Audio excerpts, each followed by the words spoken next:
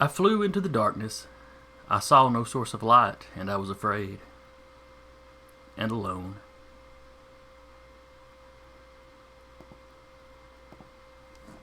Hello, and welcome to Valley by Night, here on Dire Bear. It's, of course, our Vampire 5th Edition Chronicle. I'll be your storyteller for the evening, Jason, from over at the Nerd Turtle Network. I always forget to unplug myself.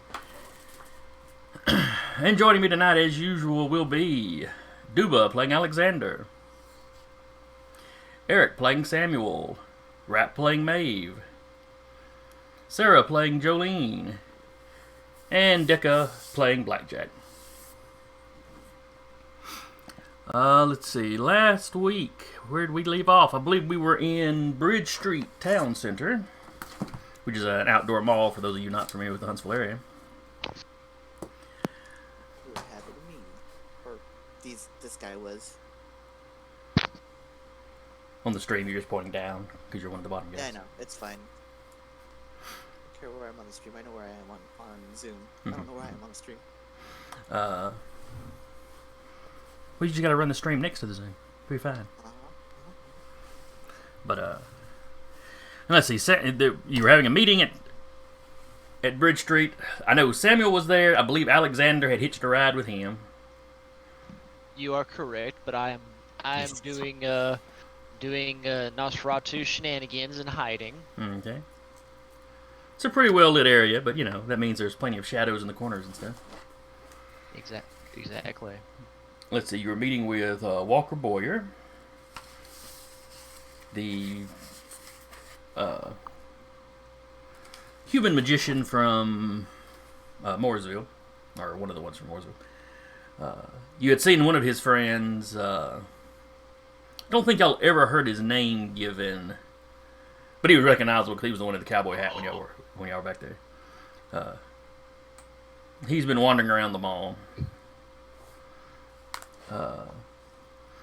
You were also meeting up with, the real purpose of the meeting was so Jabarl, the Laban, and Russell, you could meet with Walker because they had an interest in his relation.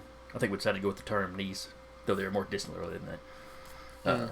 Who lives in your domain? Or is it cousin?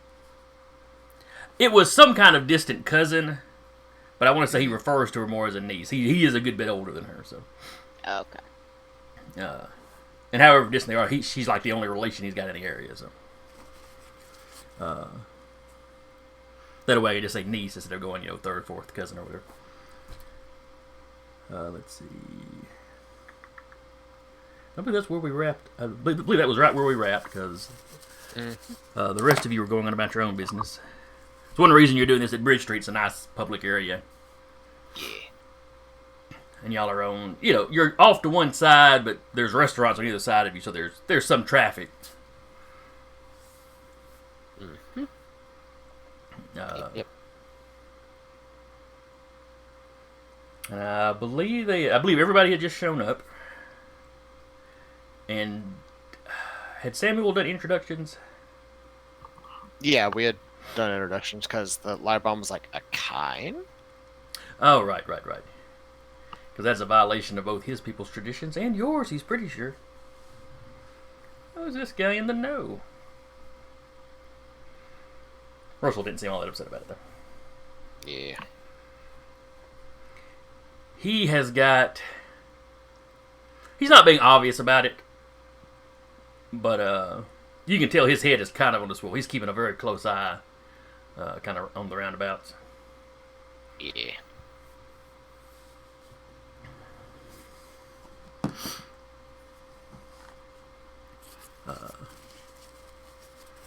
Excuse me, just one second. Sorry about that. Bless you. Let's do. Don't know if it's the season change or what it is, but Definitely the season change. all right. So y'all are all sitting around in a little circle doing y'all's kumbaya thing.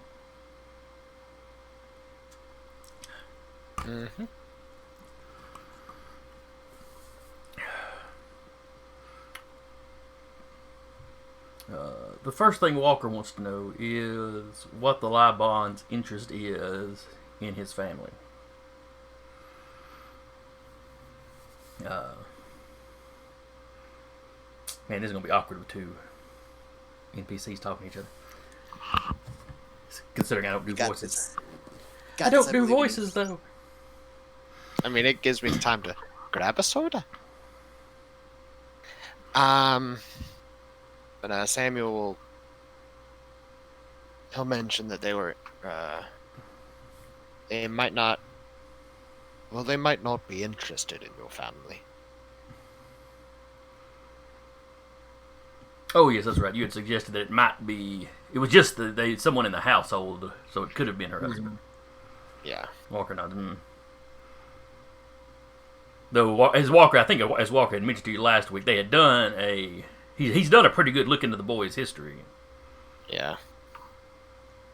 And it seems to be pretty mundane, Mm-hmm. as far as he can tell.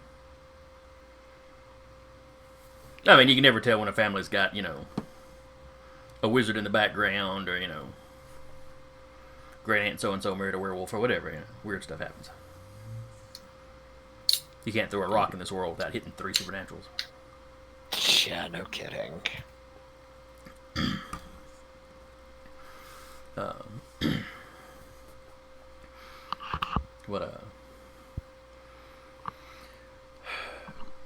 But Jabaro goes into an explanation. Both the scholarly inclined of his people, as well as Russell's father's people, have been doing study into prophecy. They've been doing divination.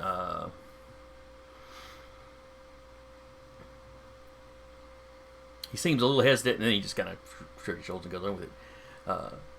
He mentions that, some of his people and, Samuel's have abilities that let them get vague glimpses of potential events.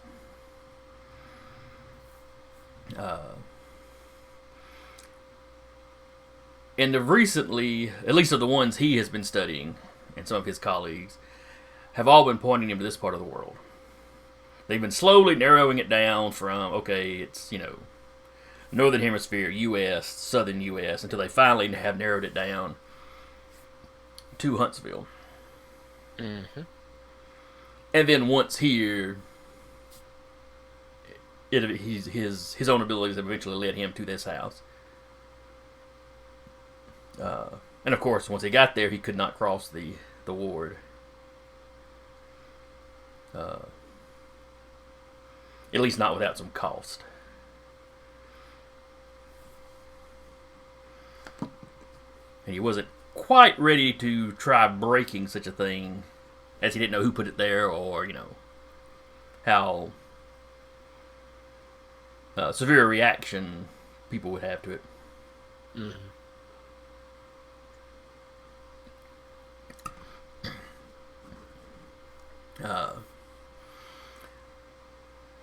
Their interest involves a great change that is coming.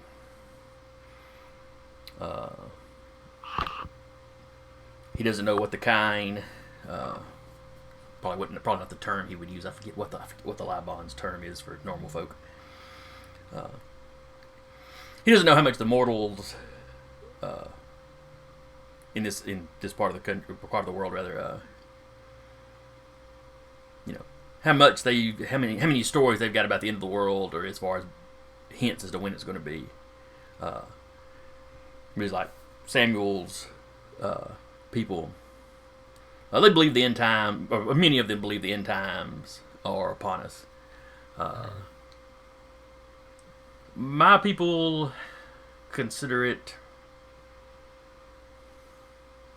perhaps not the end of everything, perhaps just the end of us, or a great change.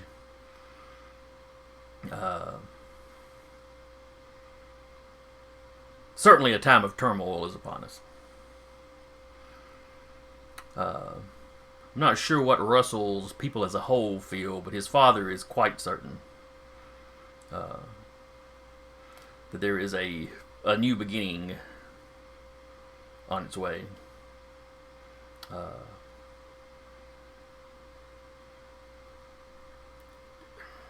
So you can see we're several, many cultures we have, our beliefs are overlapping, and we believe, from my research, we believe it's something to do with your niece, as you were calling her.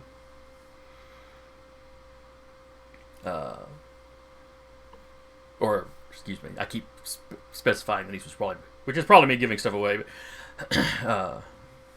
he says focusing on that household, something is drawing them to that household.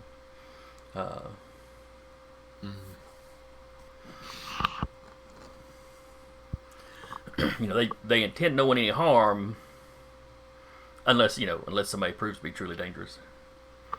Yeah. But right now, he's assuring Walker at this point that they're purely kind of in research mode at this point. They're trying to figure out what these signs mean. Are the people in this house a cause or a catalyst, or is something about them just going to be a sign that leads them to something else? He doesn't know.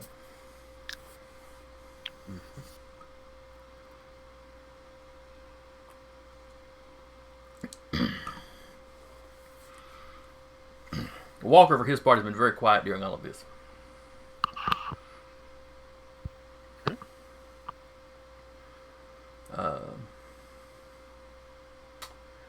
When he speaks, he asks the two of you, or three of you, I forget, Russell's there. Yeah.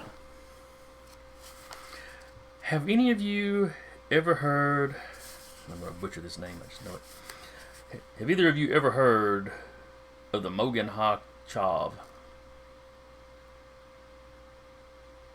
Have I? Give me an occult roll. Anything in particular with that? Because I have a lot of occult specialties. Alright, rattle off your specialties for me. I have werewolves, spirits, and blood sorcery. No, none of those would affect. Okay, so occult and what? Intelligence. You're going to need, 4 successes will get you something, 5 will get you a little more. Well, 4 will get you a little bit, and then the more you get after that, it'll be a little bit more you get. Just 2. Okay. I have 7 dice in total, unless I'm doing research at my house, in which case I have a lot more. But this is just off the top of your head. Yeah.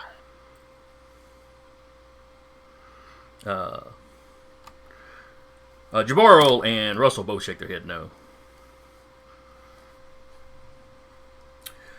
They are a loosely affiliated group of what do you call it, Kabbalist? They're a loosely affiliated group of Jewish scholars that all practice Kabbalah.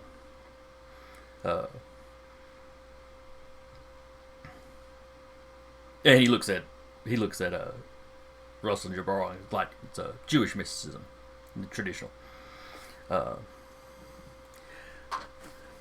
name means the shield of the 36. Their beliefs are that there are 36 truly righteous people in the world, and that basically the world continues because those people are good enough that God doesn't wipe everything out. He goes, I'm greatly simplifying this. I am not a member, of course, but I know a couple of the scholars involved,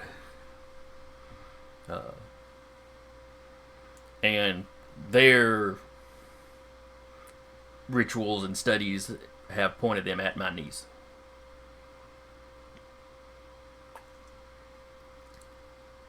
And, she's a very good and caring person. I would not have thought of her as being like, one of the top 36 of the world, but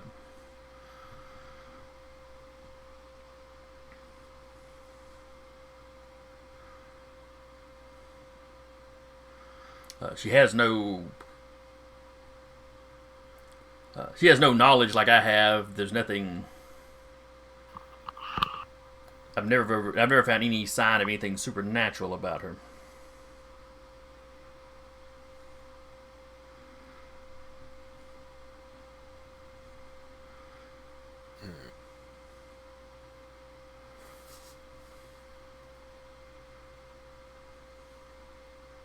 So why did you ward her home then?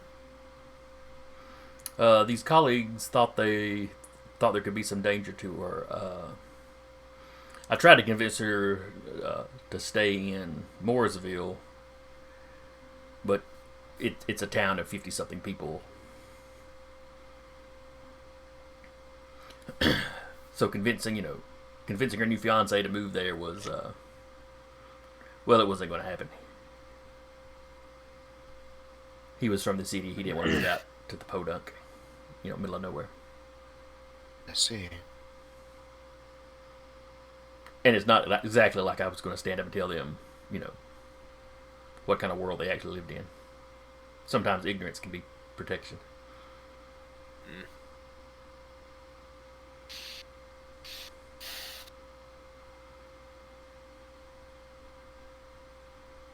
So your foresight brought you to the home, and your scholars say that your niece is a member of these 36? They believe, at least, that there's some debate.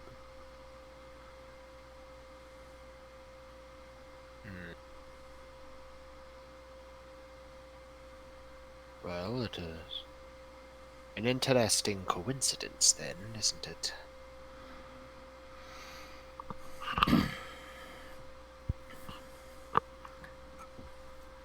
A little too interesting, if you ask me. Yes.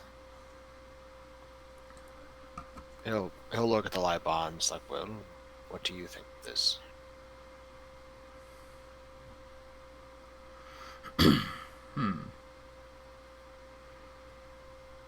It's an interesting story. I have trouble believing 36 people would be enough to compensate for all the evils of the world.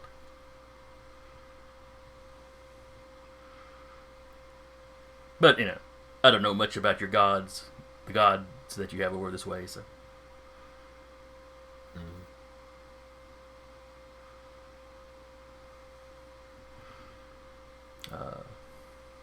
It's interesting that so many different cultures would be potentially finding this woman significant, though. Indeed.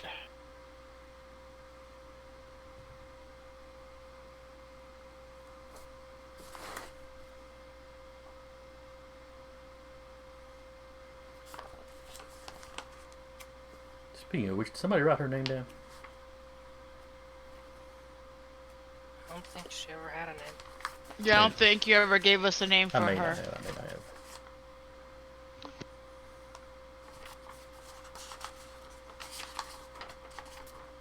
Oh, well.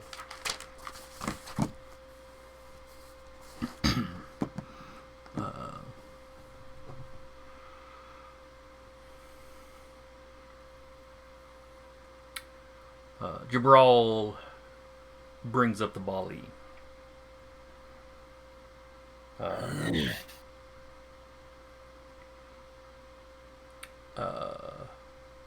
you, Samuel, he's like, the recent conflicts with the Bali bloodline. They thought there was something sleeping under the city.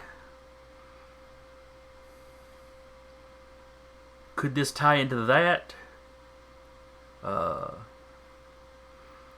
perhaps perhaps it was figurative. They think there was just something important about the city or in the city. Because I am not at all familiar with these people. I had not heard of this branch of the family before coming here. He's talking about the Bali when he says that. Mm-hmm.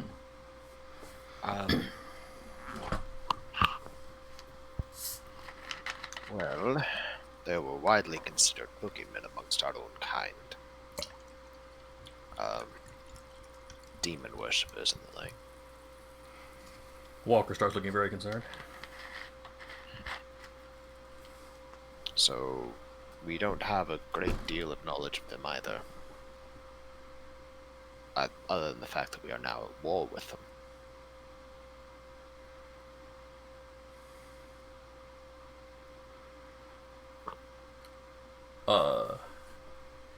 Exactly what do you mean by war? This is Walker asking. Well, suffice it to say that they are a threat to all of us, and we are fighting them.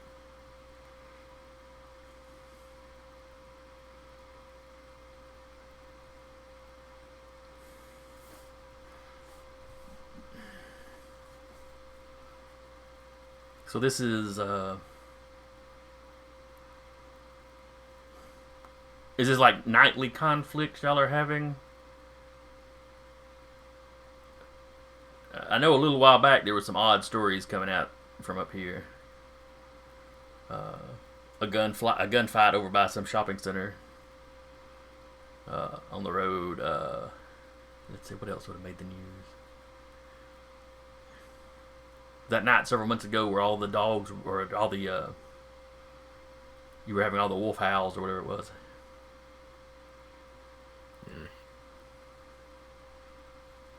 We've been doing what we can.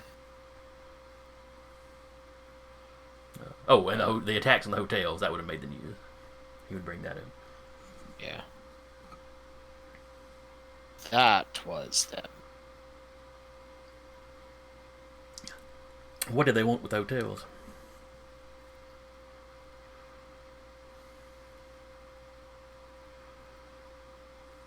That much I don't believe I am at liberty to say. They were dealt with swiftly. Walker's like the news stories said somebody was taking people out of the hotels. Were those normal people? Like they could have been looking for my niece? Or was that something specifically to your people? They were not looking for your niece. Alright. I guess I'll have to take you at your word for that. You've proven trustworthy so far, I guess. But trustworthy enough.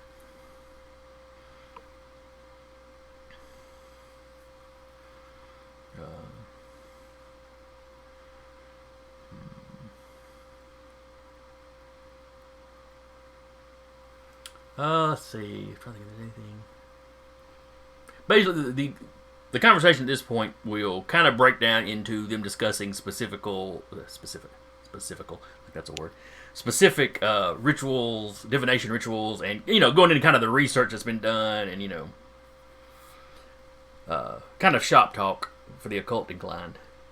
Mm-hmm. Russell's got this interesting combination of still alert, but also looks a little bored.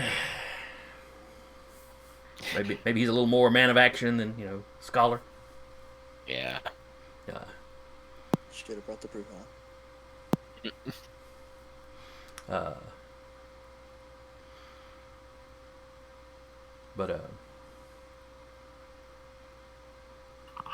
And at some point, Russell, cuts in the conversation a little bit to ask if anybody else has noticed the guy in the cowboy hat. And Walker lets you know that's some backup of mine. Russell just nods and goes back to keeps an eye on Cowboy, but doesn't make any other comment. Just kind of goes back to his watch. Mm.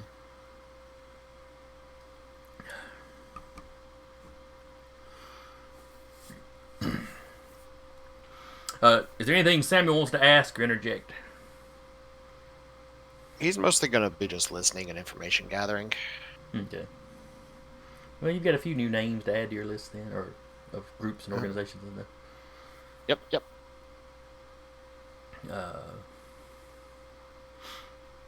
Let's see.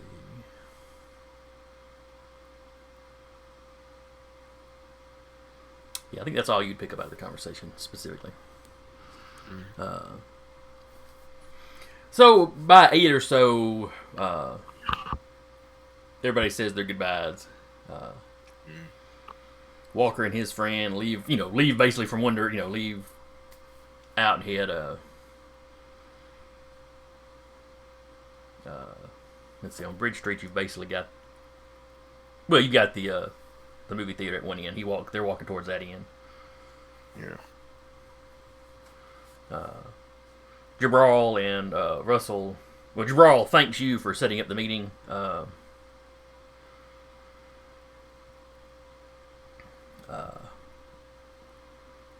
Did you learn what you needed?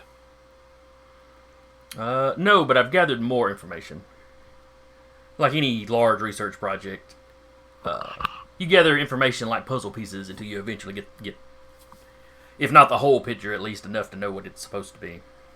That I understand.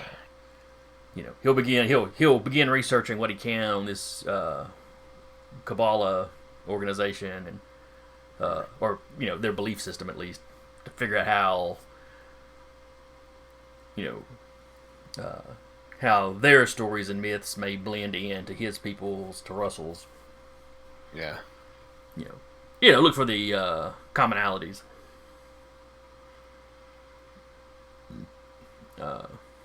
He assures you he will make no move again. Even if he discovers this woman is of some danger, he'll make no move without alerting you, as it's your domain. Tell me, do you recognize the name Unconquered Sun?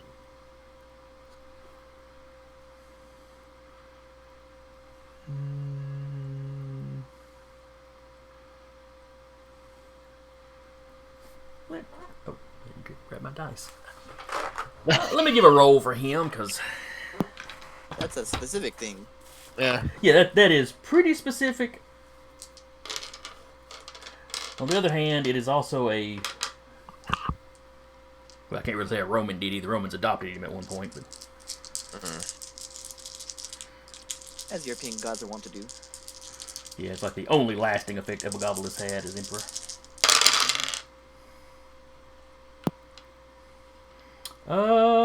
But no, 2 successes is not enough. No, he is not familiar with the term. Russell looks thoughtful, however. Do you know something? No. I've heard... He rattles off a little bit of Chinese that I ain't gonna try to... He goes, it's a term I heard my father use. He used it like it's a name, and roughly it would translate the same thing. If you translate it out of Chinese, it'd be roughly the same thing. He goes, I've got no idea what that means.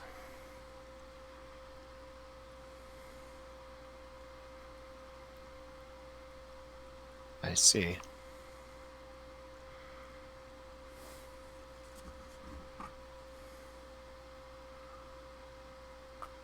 Something for the future to think of, then. Jabral shakes his or nods his head. Something else to research. Well, something I'm researching myself. Some other clue you've picked up on? I don't know.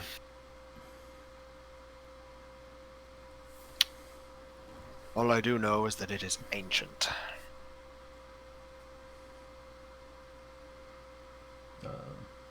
I think Jabral or Russell wanted already given you a number you could contact him at.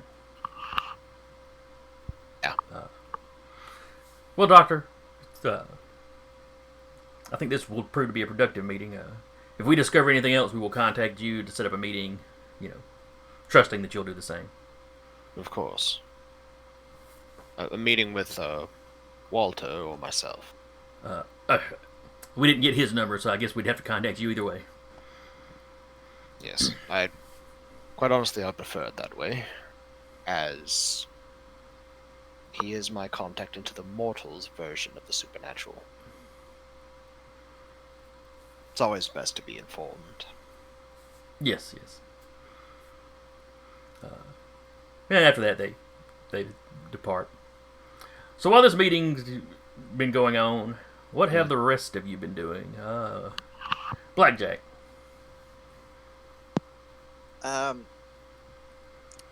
Realizing that he's not being used in a meeting, despite being the muscle, Blackjack, he's not taking it personally. Blackjack is just going to do his normal.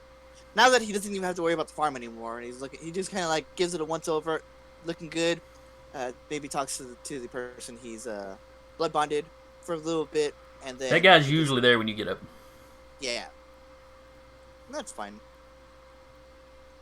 Give him a quick conversation. Hey, go take care of your wife. You know, take care of your kids, or whatever the case may be. I don't. Kids, remember hide if your you wife, gave him a sorry. I don't remember if you gave him wife and kids. I know you said he had a significant other. Yeah, I think he was just dating somebody. Okay. So then, yeah, go take care of your girlfriend. Go watch it. Go watch. Oh, a nice movie while you she'll sleep. be fine. He just wants to make sure you don't need anything. I'm good. I appreciate it. I appreciate you. You are doing great work over here, and I will remember this. He seems pleased as you verbally reach behind his ear. Who's a good boy? Who's a good boy? Who's a good boy? Give him the good scratch, and then I'll say, "Trust me, I'm good over here. I'm awake. If anything I need to take care of, I'm perfectly capable to take care of it. Go ahead and take care of yourself. All right. Go. He's like, be you your- got my number though. If you need anything, Absolutely. And then as he leaves, Blackjack will start his normal patrols around the farm. He's still looking for the weird three-eyed hippie chick. May. We have a name for her, but you know. you haven't seen her since Greenbrier. I'm also looking for like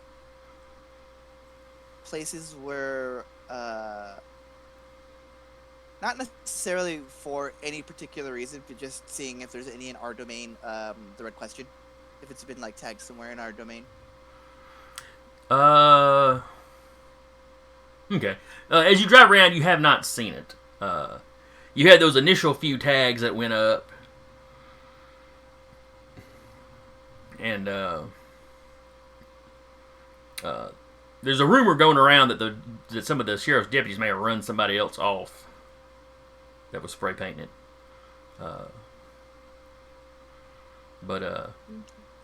In that case, it was a mortal doing the spray painting, so they don't know if it was just somebody copying something they'd already seen, or if the Anarchs sent a mortal agent here to do it. And would they be able to they know it's immortal? Would they be able to tell it's like a gold mortal or something? The rumor or two you heard hadn't said. Okay. It was just some casual chit chat at one of the Elysiums you'd been at, because you've been to a couple of those since the tags went up. Yeah.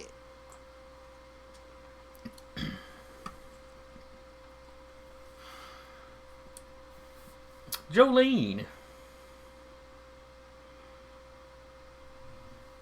Probably doing her usual, occasional checks on the Thin Blood Discord. Work if she needs it, and checking her phone occasionally because she still needs to pass on that message. Oh, that's right, because y'all did handle y'all's hunting for the night last time, and that's when Jolene had an interesting little conversation with the prince over dinner.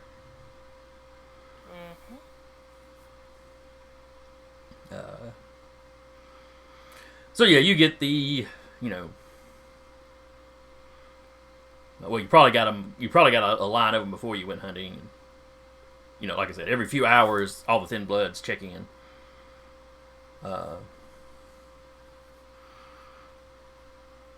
Let's see.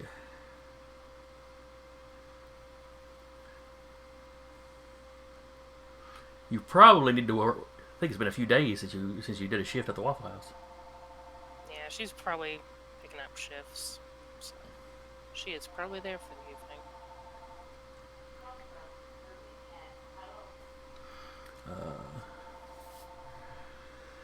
So the older waitress that you're buddies with, you get there in time for the tail end of her shift. She seems to be feeling a little spunky today. So she winds up spending the hour or two that y'all shifts overlap. She winds up, teasing you about any of the, how's it going with any of those gentlemen callers that keep coming by. Because by this point, she's seen Blackjack. She's seen Samuel. Can't remember if she was there. I don't think she was there when the first time Russell came in. She's probably seen Eddie at some point. She'd honestly be like, ma'am, if I could just become a nun on a mountain somewhere, my life would be a hell of a lot easier. I think it's hermits that do the mountain thing. Or maybe monks. Yeah, Maybe monks do that. That would be acceptable too. I'm not sure where they put nunneries. We could go with hermit, we can go with nun. If I could just find a nice mountain somewhere, hang out there, that'd be nice.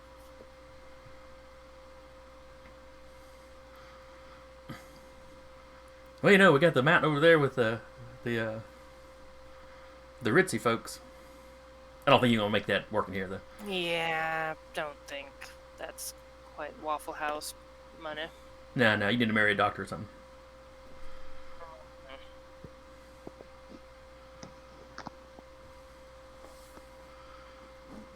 And we know that ain't gonna happen, so yeah, if I just don't show up one day, just assume I wandered into the forest and I'm just gonna go, live out in the middle of nowhere. Just assume that. Oh, yeah, I just noticed you get a lot of texts lately, so, I just thought maybe you had, No.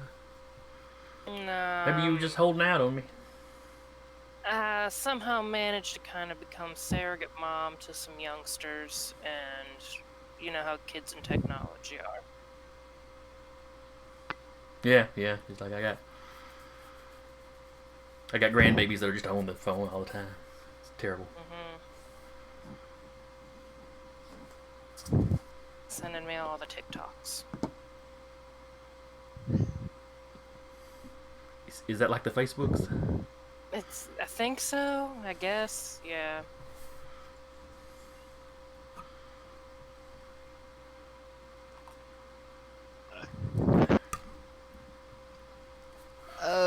Forgive me. I'm just snickering at the fact to which you can only see very few things out of my screen. You're nossing it up. Putting Yep. putting into the micro hard. In the Zoom, I can see just enough to know where your face is at. Yeah. And OBS ain't picking Okay. up that The much. general area. That occasional moment where the mic just lights up suddenly. Oh god, there he is. Is he smoking? Is that what it is? He's a smoking guy from the X-Files.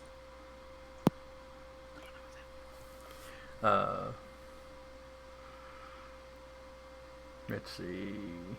Maeve. You had gone hunting too, I believe. I forget. Had Colin called you again? No. He told me he was going and to be safe and whatnot, Oh, that's right. and that was all that she heard from him. Okay. So that was Maeve going to spend her evening. Probably working. Probably one of her work days. Okay. Let's see. What day is it? Sunday? Was it? Is it, because that was April 14th or 15th? Oops, that's the... Oh yeah. That was the wrong At least today's session. the 15th. To be fair, children, it is that month of spook. But however, for us vampires, it's always spook time. It's always spooky time. That was something out of Thriller. Let's see. And now that you said that, all I can hear is Thriller. Just in the Good. back of my mind. That was what he was attempting. Mhm. Okay, I've got April 14th written down. Didn't write down what day of the week. But anyway, not a real busy night at the club or bar. Really more what it is.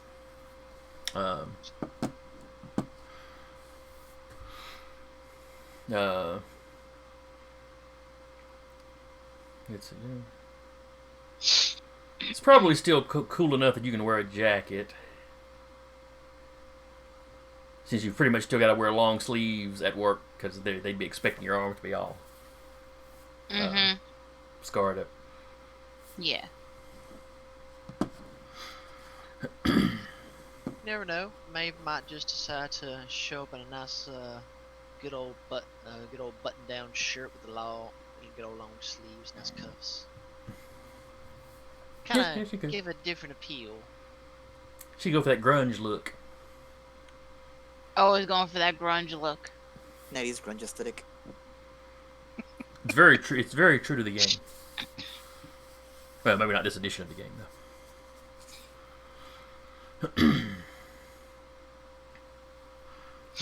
And you have a few kindred drift in.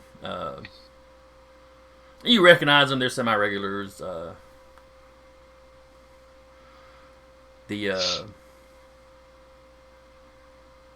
bar you work at, it's not in your domain, so this is kind of an open hunting area. Mm-hmm.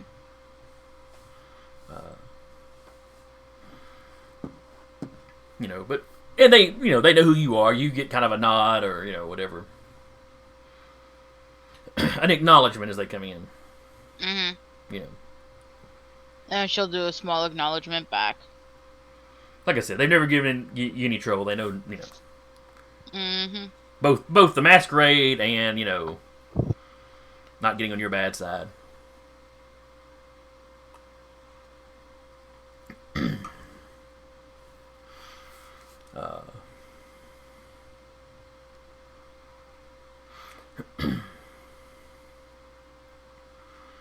But a little bit. Oh my god, I heard a bit of an echo there. A bit into your shift, the doors open and an old acquaintance of yours comes in. Let's see. I've got to look up his name to be sure I get the right one, because you and Blackjack both have one. I get confused on the names. Ah, yes. Jack Babbling Brooks walks in. She'll be a bit confused. Because This this usually isn't where he comes. No, this is the first time you've ever seen him in the bar. Mostly you see him either at Elysium or in his domain. I'm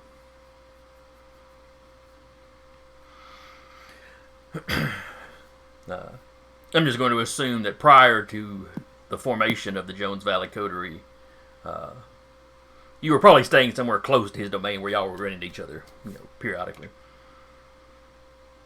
But he comes in, he looks around, and then, when he spots you, he immediately starts making his way over to you. Not running, not super giving himself away, not super, not making a scene, not drawing a lot of attention, but clearly he knows you and wants to talk to you, and walks straight over there. Mm-hmm. And she'll kind of meet him halfway and take him over to an area that isn't crowded.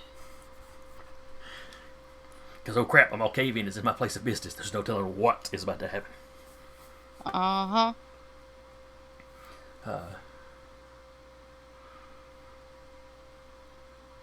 I had a dream about you when I woke up tonight.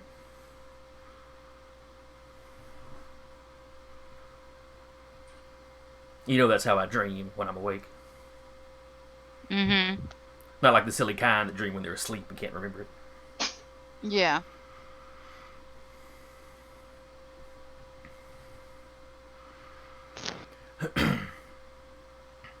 You were in the wildlife refuge. Oh? Mm-hmm. You were sloshing through. But it's not really a swamp, but it's kind of a marshland or whatever, by the river. Okay. He's like, the river cuts through the wildlife refuge. Mm-hmm.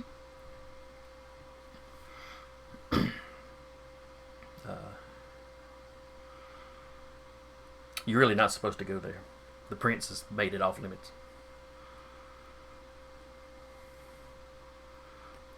People say it's his playground, but he doesn't go there very often. And sometimes I've snuck over and watched him go in a time or two. I didn't go in after him though. I don't want to get myself in trouble. Yeah. I'm not dumb enough to try to track a gangrel through the woods. No, city boy. But you were there, and there were eyes in the water watching you.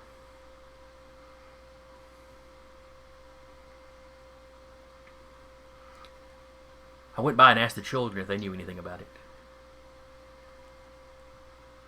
But they just said the same thing they've been saying. That there's a dragon over there. I didn't see a dragon in my dream though, so you're probably safe. That's good.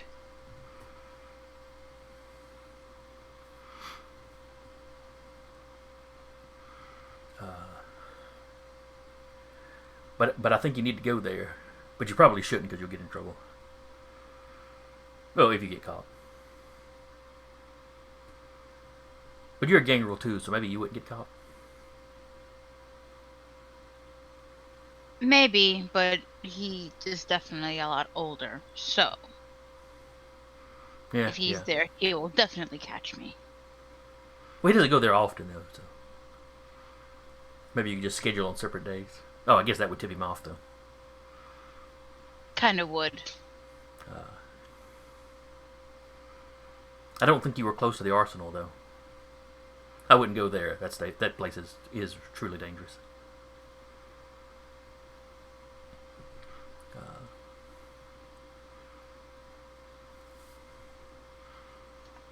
But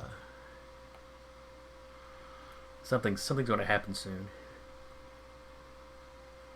Those eyes were watching you, but in my dream, the entire refuge was watching the city.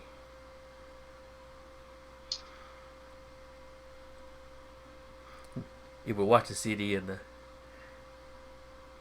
the city would roll and shiver, and like someone rolling around under blankets. I think the city is something's blanket. Does that make sense? That doesn't make sense. I mean, with all the information that's been coming out, it kind of does make sense. Really? She's gonna nod her head. Oh, okay. I need to pay more attention.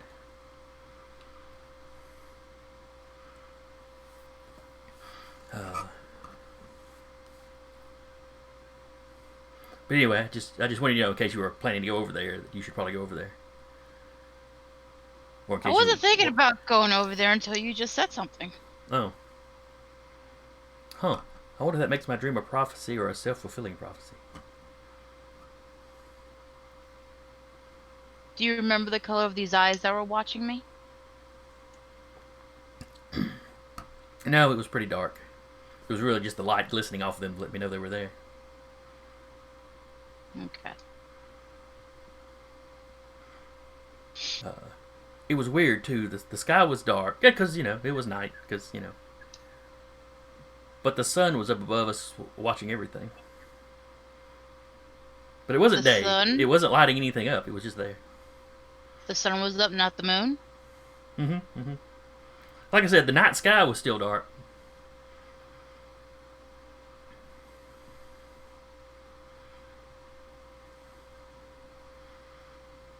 I don't know. I don't know what to make of it. The children didn't have any idea about the sun either. But the daytime, like with us, the daytime is not their time. So. Poor little things.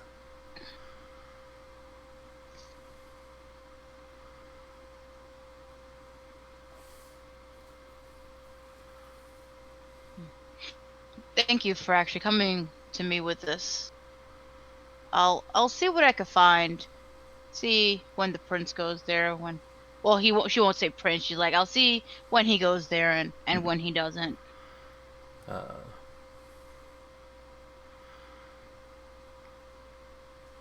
Now, Brooks here has been using the term prince. Mm. Now, he has not been speaking loudly, Yeah. but he is not being as careful as you have been. It's probably a good thing he doesn't have a phone. Probably.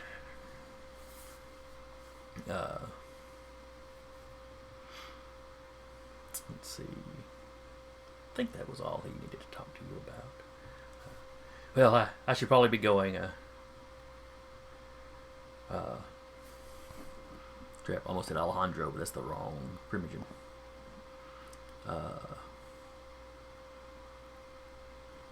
David's called a meeting of the clan tonight. I think him or his brother one have been having some dreams too, so we gotta go figure that out. Okay. But I thank you for coming to me with this. Oh, of course. You know, you're a friend, and you know, if you can figure out what's in the water. you know, in the refuge that made the prince, you know, keep all of us out. Not that any of us were likely to want to go in there. But it could be useful information, or if for nothing else than just to sell Grandmother Dorcas. She's always in the business of buying information. If you can find something that she hasn't already found. I swear that woman knows this city like the back of her hand. Probably.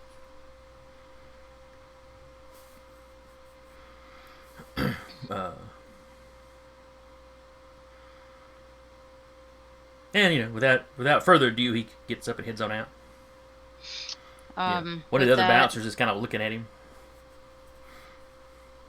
Maeve is gonna pull out her phone and message Alexander, when you get a chance, we need to meet up. Now, do you message just him, or is it in the group chat? Probably in the group chat. Or group text, or okay. Mm-hmm. Respond in kind, saying, "Of course, I will meet you at our usual place."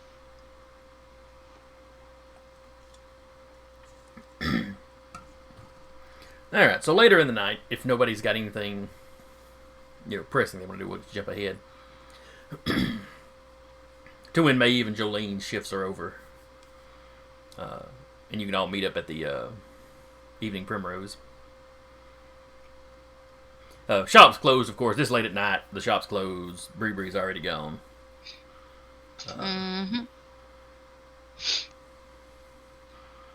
So y'all all pull in. I'm going to assume that most of the time y'all park behind the building. If y'all are meeting in the middle of the night, so it's a little less noticeable. I think y'all would be, you know, smart enough to do that. Have vehicles. I mean, but at that point, you would be coming in with Samuel anyway. This is true.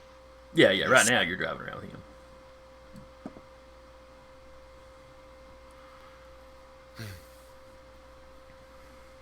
Yep. Decca's down there So making me hungry.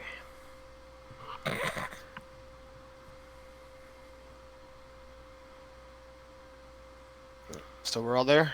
Yes. I'll meet up at the Primrose. Okay.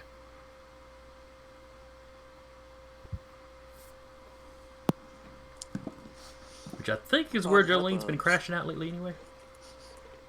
Yeah, she made it look like she's not crashing out there. But we all know she's crashing out there. Not unless y'all show up in the middle of the night or middle of the day. It's also where your alchemy stuff's set up currently, isn't it? Yeah. It's that thing where, like, you know, she thinks she did a good job, like, getting all prim and proper, and, like, I didn't just get here. And we're all like, don't say anything. Well, she came from work, so she was getting there around the same time the rest of y'all. Oh, that's fair. It's just when y'all all leave, if a couple of you stand outside talking for a little bit, you know, she drives off and then comes back around. All right, so y'all. She drives- So y'all meet up. what's all the hubbub? Anything good? Alexander. I need you to look into something for me. And what would that be? I need you to look into the refuge for me. wildlife refuge.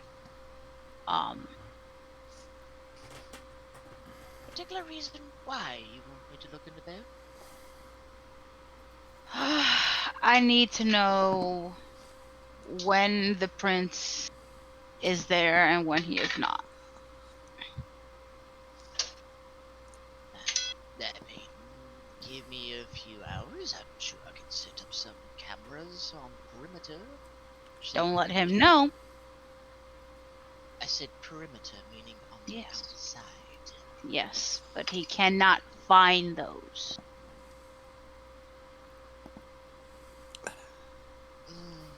I mean, again, there's hunters here and hunts. I'm sure I can set up a few cameras, make it look like commoners have just put them where they shouldn't be. Nothing too inconspicuous, perhaps. Is this like where everyone's at? Or is this just Y'all are around the table at this point, yeah. okay, Yeah. Just kind of like, is there any particular reason we're spying on the prince? It's not spying on the prince. It's really sounded sure like sounds like spying it. on the prince. It It's like, It can sure you get sounds like it. Can you get me It's- compromising pictures of the prince?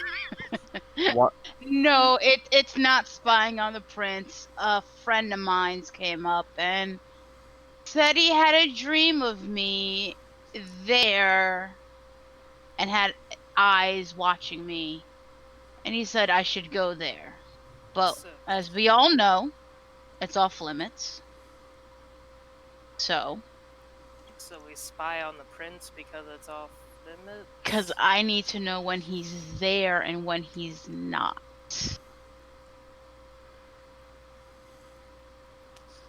It's not spying to know what he's doing. It is It's not- spying to see if he's there or not, so then I can go there. It's not spying. It's sneaking in. That's somehow worse. It's sneaking in.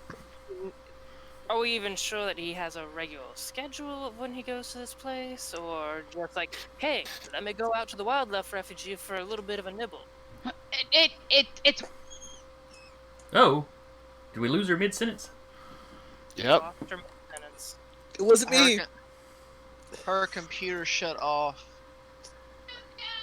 I'm going to have to blame Vincent concerning the fact Scully's behind me. I think I may have heard her scream, Benson, too. Cat Yeah. aggro. Cat has been aggroed. What did you do, love?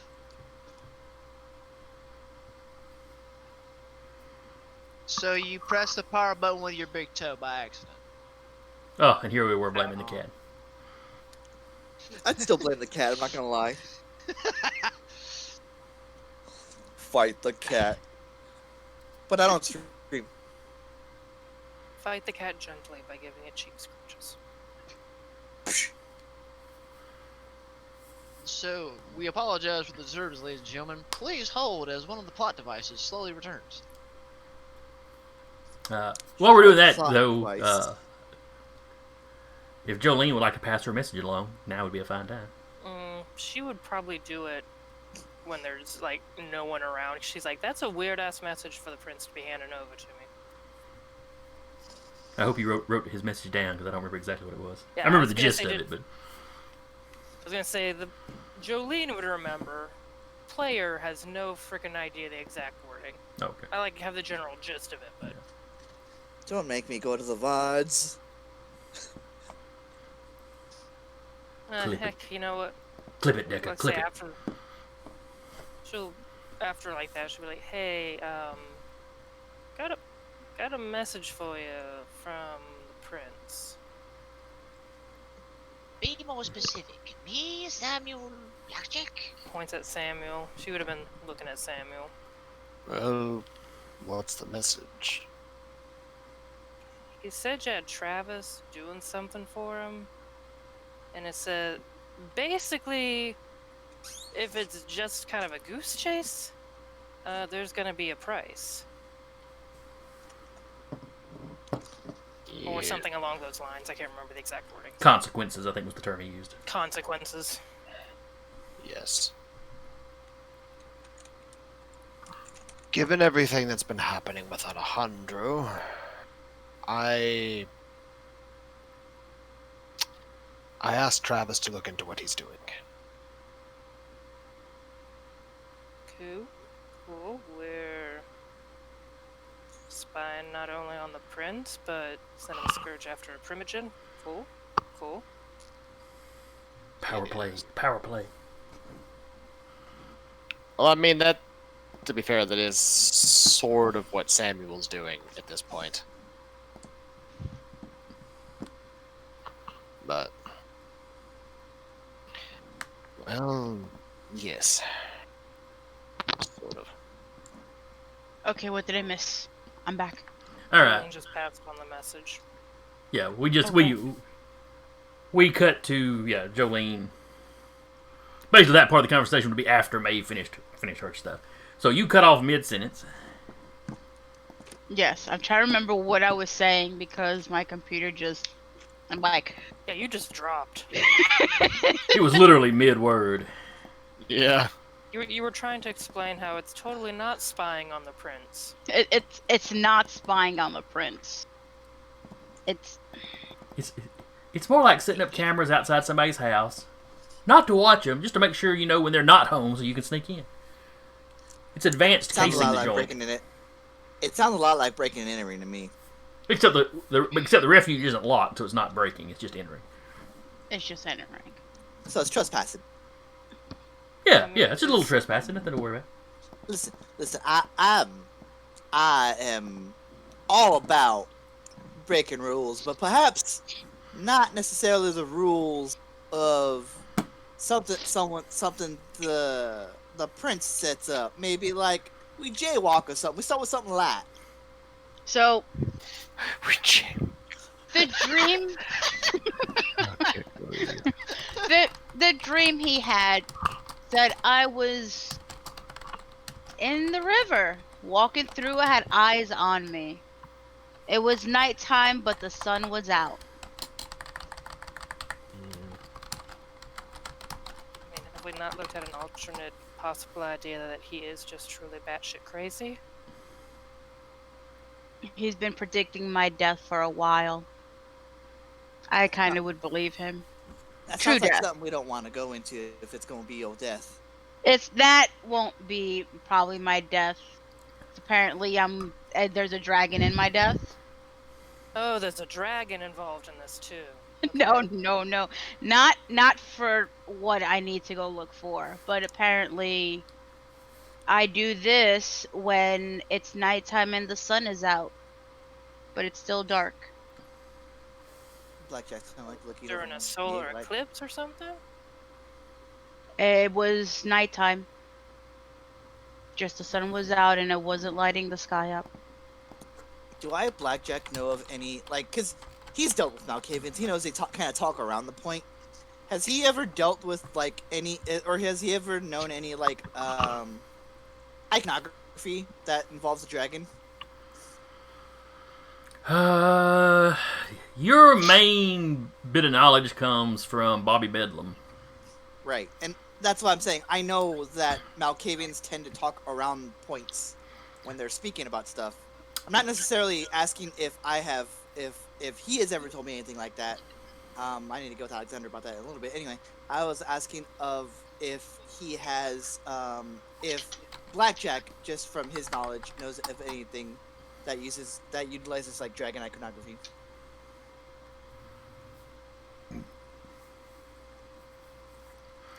Nothing off the top of your head.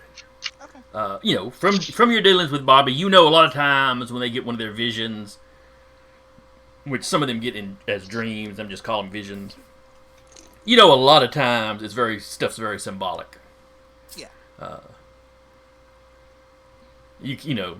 And that most folks can't make heads or tails out of it most of the time. You're pretty sure the Malkavians that have the visions can't make sense of it a lot of the time. Samuel is probably the person that has those sorts of visions every now and then that, they seem to be a little more direct and, But a lot of his tends to be, this is happening somewhere else. As opposed to, like, real future predictive.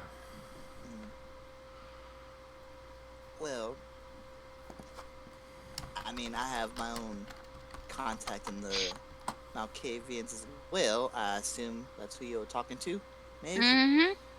Yeah. Malkavians tend to like talk around the point, and it's very flowery. So where it might be a dragon in the vision or dream or what have you, it's not actually a dragon. It's just symbolically a dragon of some sort. Maybe it's a It's not maybe it's some his sort of vision. His vision wasn't. He has not had a vision of my death. eh, The ghosts and spirits of children have been telling him. They have been saying my name. There, and- Children who I've never met yeah, know yeah, my no. name.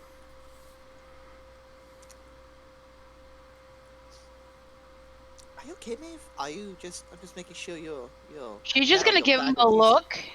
Um, Be like, maybe you don't trust much on your Malkavian friend when they tell you certain things, but not every Malkavian is crazy. I never said they were crazy. They just speak around what they're intending to speak to. Yeah, maybe that's how you do it, but at least I believe my friend. Very well. Take him at his word then. Which I usually do.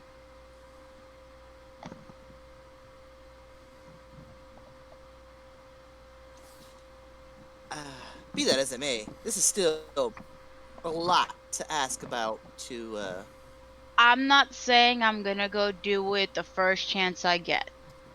no, well, you want a pattern to see when the prince is out and about doing whatever. And maybe to see if there's something there that we don't know, that maybe the prince doesn't even know is roaming around. 'Cause apparently the prince doesn't go there all the time. He rarely goes there. Apparently he goes to meet thin bloods in the forest. Actually, This- would Blackjack know that yet? Oh, No. I'm assuming the Jolene conversation would have I been thought- after this. Oh, okay, After. okay, fair enough. We just jumped it to fill dead air. Yeah. Well, I tried to figure out why my computer wasn't turning on.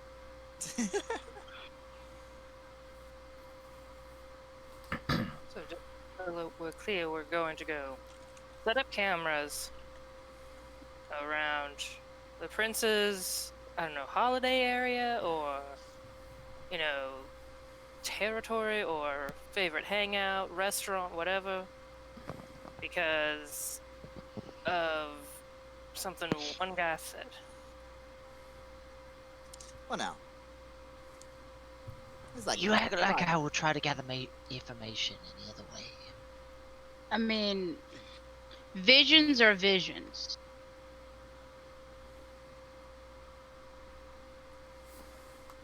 When Samuel has them, we're not like, oh, are you sure that's true? They typically don't involve dragons. He didn't have a vision of a dragon. I swear there was a dragon mentioned somewhere in here.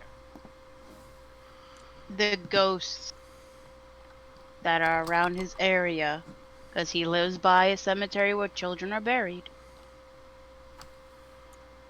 Yeah, sure. Visions lost are Wow, visions figured are it out. visions regardless.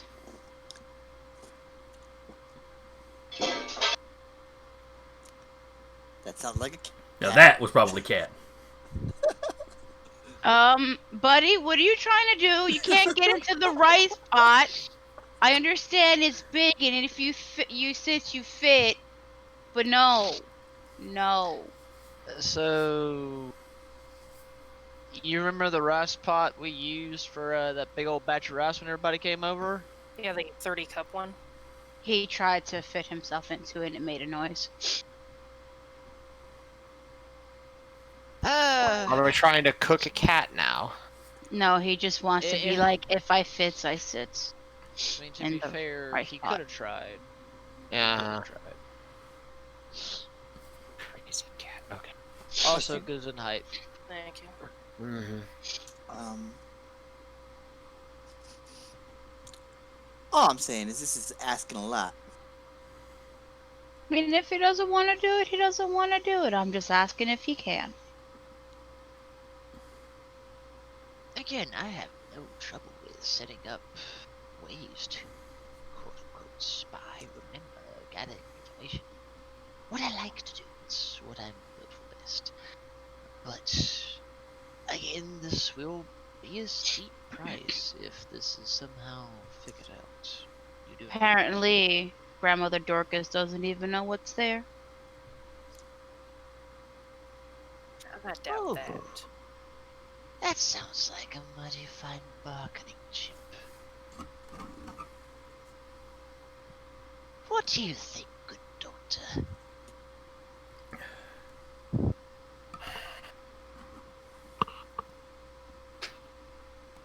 I By think the short, I think there's pros and cons to both options. or you possibly know of another way we could do this?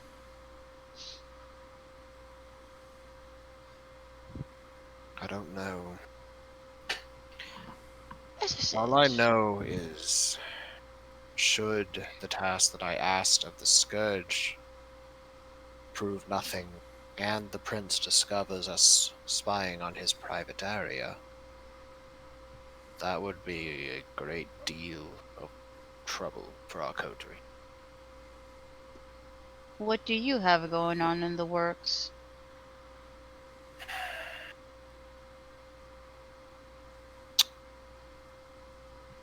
The primogen of my clan is becoming less and less,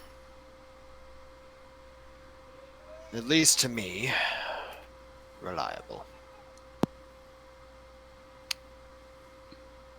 Disappearing for entire nights at a time out of the city when there are still problems to be solved.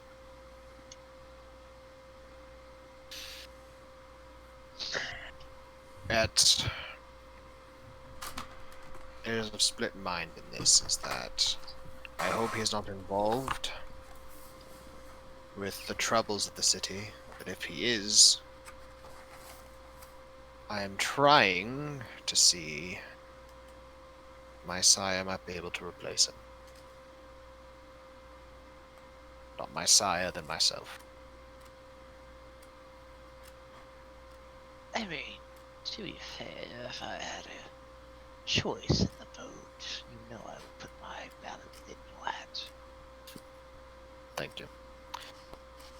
But if it proves to be nothing, then as the prince said, there will be consequences for it. For trying to implicate or usurp a primogen that is no small matter.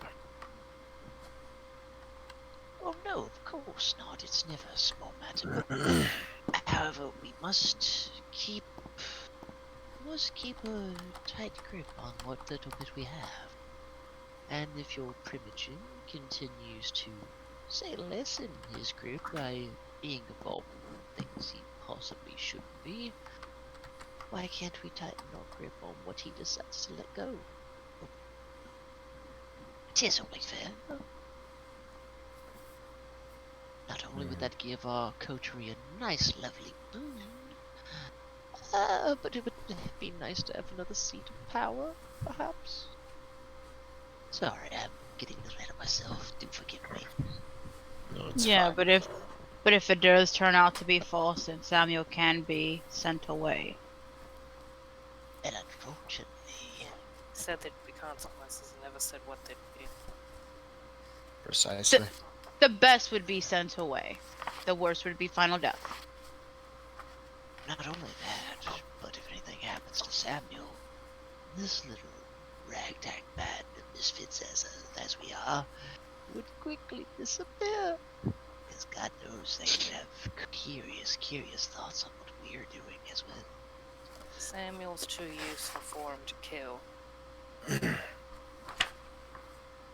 Yes, but then again, like any good ruler, when your keys are no longer of use to you or you don't need them, you get rid of them. Remember, the prince's position is a unique one. He's got to keep the keys of power happy. No one soul rules alone. As long as the keys are happy, he keeps his position. Right now, there's a key that is not fitting the lock. All we're trying to do is find the right key to keep in the lock. You lost me on that metaphor. Oh no, I Yeah. understood it. I'm not gonna lie, I was lost too on it. Let's put it like this. If his Primogen is completely gone AWOL and insisting in matters that are much more deadly to us, and the entire group here, as it were, then it would be best for us to alleviate one of the keys, aka take Alejandro's key and give it to Samuel. Is the gist. AKA. And if it's nothing at all, Oh, we then just got a key shoved up our ass. this is true, but if we play our cards right, we can make it look like we were just only a little curious, not terribly involved. This Really all- curious. This also is why I have a rather decent working relationship with his wife. Got to figure out some way to keep him buttered up. As it were. Speaking of, I am due to check up on her progress soon. How long is your sire here for? How long is my sire here for? There has not been a set amount of time. Okay. Your pitch to Alejandro was that he was coming by, kind of to help with some of the research and stuff, of and what all been going on. And at the time, Alejandro didn't seem, didn't seem too upset at the idea, because I want to say the Bali Yeah. stuff I don't think it kicked off yet, but the Banu Hakim had shown up. Yeah, they had like just shown up, and So, I never did tell Alejandro how old his sire was until he had a Tremere show up that is much older than he is. So yeah, now he's a little tense around your sire. Yeah. On the other hand, having him here as backup to boost the Tremere, compared to the Banu Hakim. Mm-hmm. Yeah, Yeah, but and you've like- noticed him doing little stuff to make sure your sire knows who's boss. But Yeah. Well, there was no set time limit that my sire would be here for. He could either just be here to help further our research for a time before leaving again, or he might potentially be asking the prince for permanent residency. It could be either one. Would you have him in our domain, theoretically? Or would he have his own? My sire, he could very easily run his own.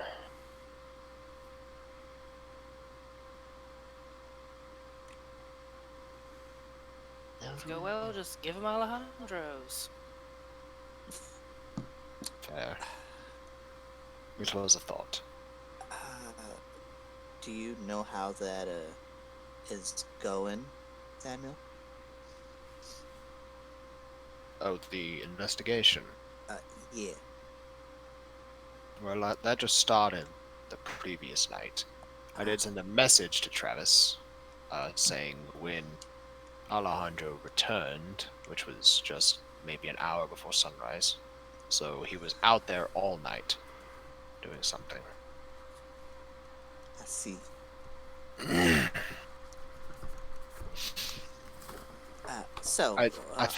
I do believe it's at least something, because he keeps going the same direction every day, or every night rather, Ghost. and My- it's rather frequent. And his habits since my son, shortly before my sire's arrival and afterwards, have been erratic. So here's the way I see things. We've got spy on the property that we are told not to go into, which is something. And I'm not against like that, of course, but we've also got this other thing that we are, as a coterie, tangentially involved in by association with you, Samuel. Then we wait until this investigation is done with and whatever comes to fruition. Yes, that's what I'm getting to. We don't want to put our hands in too many risky things at once. And then when we get information, if it is a thing, then we'll go with it. Besides that, if it turns out to be something, perhaps we can use it as a bargaining chip to go to like try and go in for something. So a boon. Yeah, that's the one. Well, they do still owe us a few at this point. At least. Yes. The joy of being the good boys and girls we are doing our jobs. Someone's got it. So, now that I am questioning it, Samuel, is there any need to run by your Primogen or head into that general location? Perhaps? I can give you his car and license plate. You keep an eye on him. Oh, I can easily do that. There's something else. Well, I'm technically been keeping tabs on regardless every time he enters and leaves. Yeah, I think you already gave Alexander Yeah, the card information because that's how he keeps that's detecting true. coming and Yeah, going. yeah. That's right. So don't worry, I've been keeping track every time he comes in and out. I'm thinking we need to tighten that grip a little bit. Possibly see about maybe a tracker or something? Maybe get more detail of where he goes. I'm sure I can find some equipment to transmit range, keep an eye on him. Or am I getting a little too personal, sir? No, keep an eye on the nuclear power plant to the north. Alright, new target. You have a suspicion at that place? It is the only place that I could think of that matches the description of the vision I received, despite it being heavily obscured by warding magics. The general shape was enough, with my knowledge of the modern world, that it looked very, very similar to the cooling towers of nuclear reactors. Very well. I'll see what I can do about that. Do be careful, though. It is heavily, heavily warded with magic. And from what Travis tells me, that place is crawling with kind. Fair enough. Fair enough. I guess it'd be too much to ask for an escort to that area. Maybe just set up a few little cameras. Take a gander.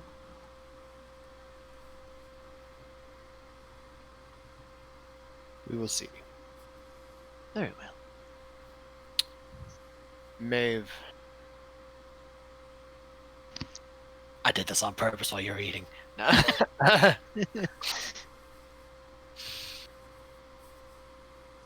think your friend at least has some merit to what he says. There is something that has come up recently in my studies. A name. The Unconquered Sun. What got... Considering one of the things that you brought up was the sun being up at night. It might be metaphorical, it might not. But it is something that piques my interest. What got to me was when he said during this dream was how the land felt like a blanket. something sleeping underneath it. Possibly under the wildlife. Because That, something was watching me from the waters. that lines up with the vision I had recently as well. Ah, so the Mad Clan is having an alignment with Jameer. This is interesting indeed. So two parts of a story slowly come together. What I do About- know is, in the vision, I connected to its mind. Well, that's a scary thought. Did it tingle? Did it even leave an interesting impression? It was trying to keep itself asleep. Trying to keep itself asleep. Are you saying it wants to stay in that state, therefore people are trying to wake it up? It feels safe underground, asleep. Oh yes, so do I.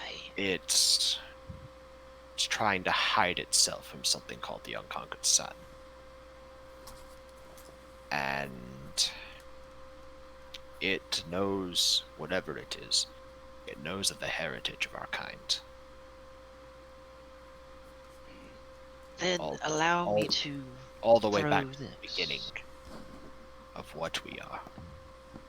Then, if I may, if it knows what we are, and it's trying to hide itself from the Unconquered Sun, what particular bloodline has ever been referenced in that manner, let alone a particular person of our kind? I would have to do some research. I do not know for sure.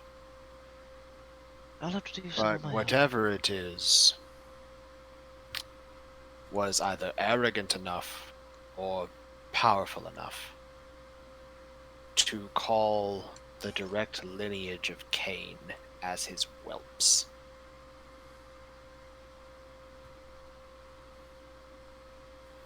Oh, how tonight continues to get interesting.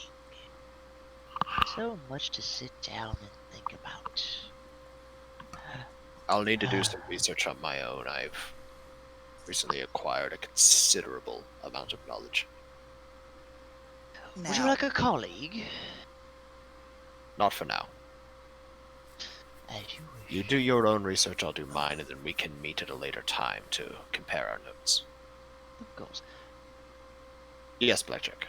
There's I asked Alexander this in a relative privacy, but I can just say it out loud because you said Unconquered Sun. Is that SON or SUN? I do not know. Because I've had a contact that mentioned something called the Brothers in Arms, and if it's Unconquered SON, it might be connected, it might not be connected. Well, come on, Blackjack. So far we've been connecting two stories. Let's see if we can pitch in a third. If what you say is true about your contact, and it happens to be a particular way of spelling, what does this entail? Come. I don't know. I had it. It came to me that the Bali were trying to unearth this brother in arms. These brothers in arms.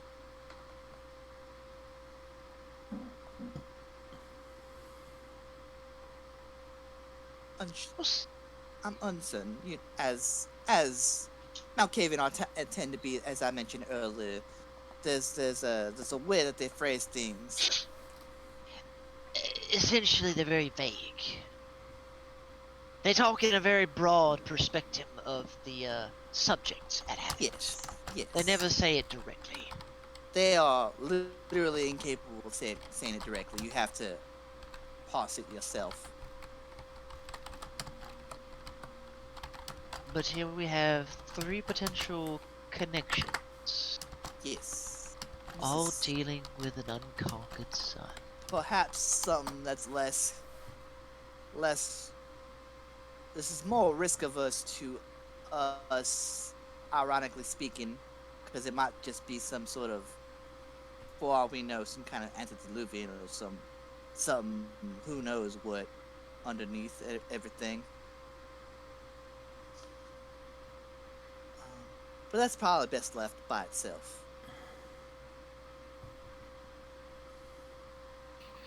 Right. Oh, I've got so much scouring to do, so much data to find. This is going to be an interesting evening. Absolutely. Samuel. Go ahead, Tom. Yes. Do you know who the Dog King is? The Dog King. Yeah. That's an interesting name. I just remembered me and my friend were talking about that. He mentioned that the last time we talked, not just recently. The Dog King. Is it your same friend? Same friend. Jason. Now it's a fun game of trying to figure it out. Do I know this Dog King?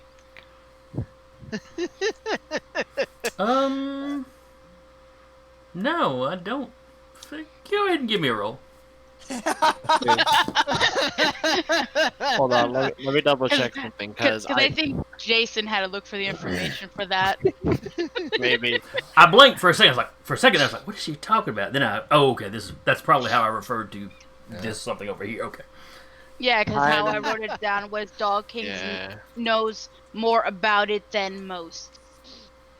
Let's see, let me double check something. So I remember I got something with that Lord sheet tablet thing that I picked up. Dog King could almost be like a reference to the prince since he's Gangrel. Potentially. Could be. Or it could be like a pack leader of the werewolves. I have to find this lore sheet now. This PDF is horrific for finding things. Yes, Most it PDFs is. are. Well, the one for Scion's great. Like, you just click on it. It's like, oh, here you are. Especially since my PDF, the computer shut off, came back on, does not want to load for me. Yeah. Come on, where are you? Well, I mean, it's The layout in the V5 There book we just go. has leaves some stuff to be desired.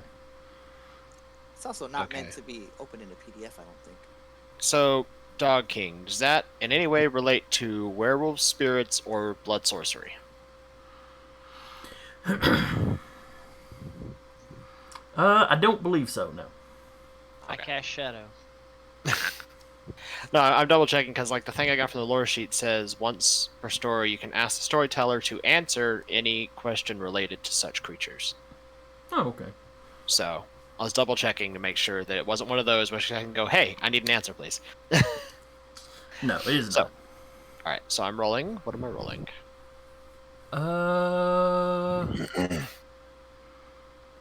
Well, you want to know if it's a reference to something occult oriented. So go ahead and roll your occult.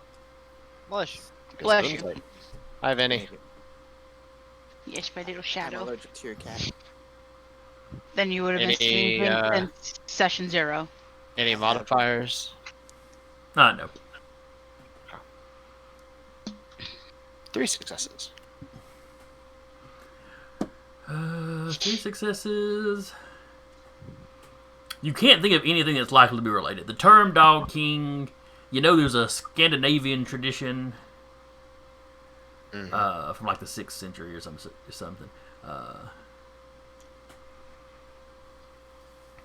But you can't see how that would relate to anything. If this was another something, this is another something from a Malkavian speaking, it's probably more symbolic. It might be him referencing a werewolf, but not something specific. He could be referencing them in a just in a symbolic way, or as Maeve pointed out, it could be Jolene that pointed out, could be referencing the Gangrel. That would make a certain amount of sense.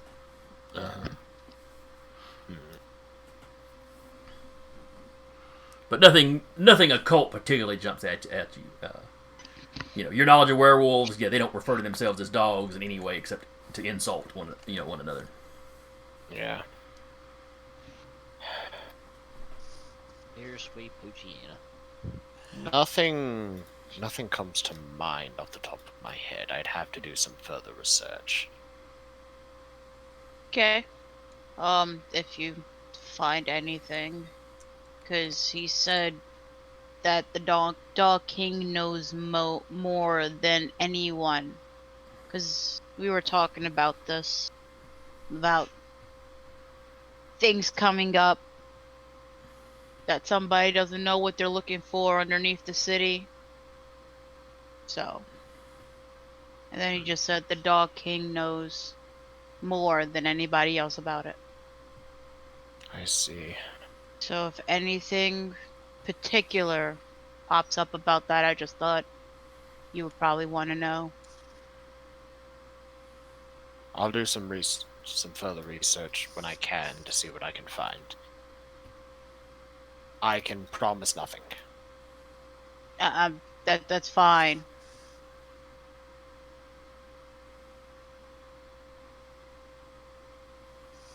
How old is the prince?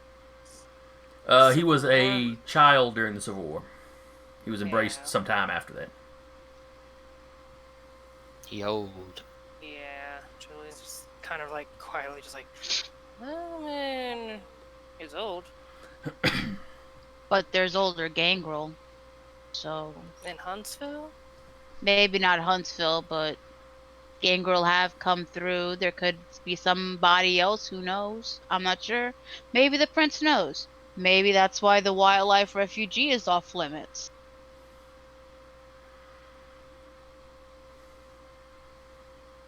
Because if the land was like a blanket and now we can't go to the wildlife refugee, nobody's allowed to go but him. Everybody's got skeletons. They do. He's had quite a bit of time to stack them up. So what you're saying is, in theory, that But- Artyom Prince is the king of dogs. But if I ain't this, gonna call him that to his face.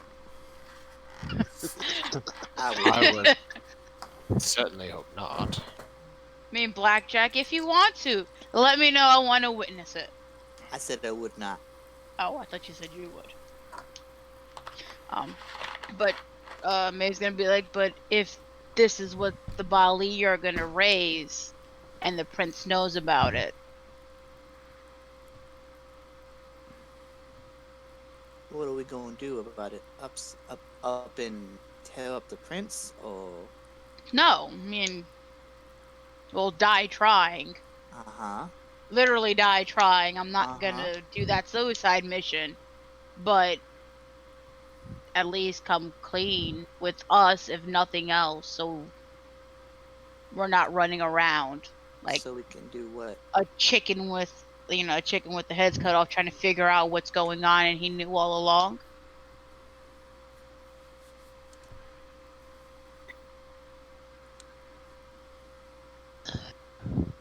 If nothing else, what we can do is simple. Sammy and I seem to have decent places in research. We'll see what we can figure out on several different fronts, at least what we can pull up at the time. If anybody else would like to do some field work or some footwork, I would not be averted from that either, but again, as he just kind of randomly looks at a clock somewhere, he's like, do remember the night is burning and we have yet to figure out what we need to do. So, thoughts? I mean, we don't have a whole lot to go on right now, and there's not enough hours in the night to just go drive somewhere. Hopefully we stay up we find a spot to rest, keep going, and so on and so forth. I mean, I have a few sunbags.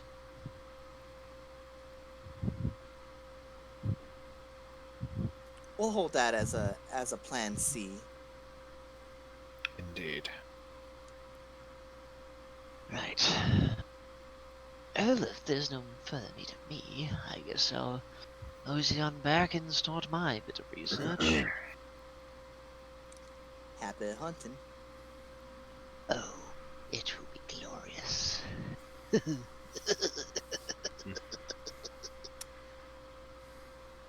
Just picture like he's doing that. It's just like he like goes into the shadows somewhere.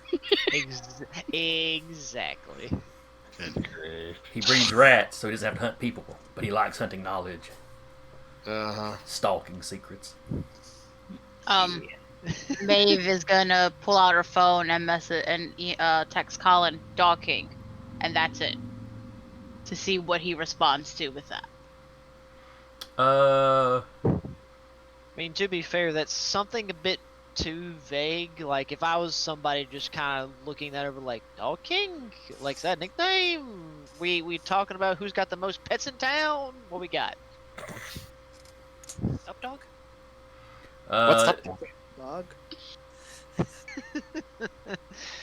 Let's see, how would he word it over a phone?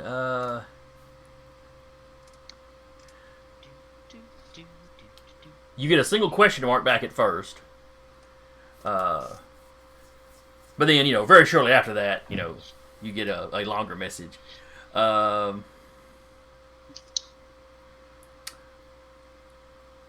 Sometimes I've heard that used to refer to,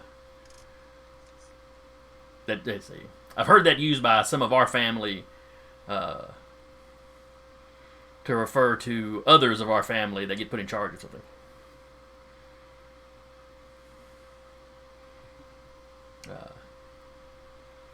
Not in a good-natured or fun way.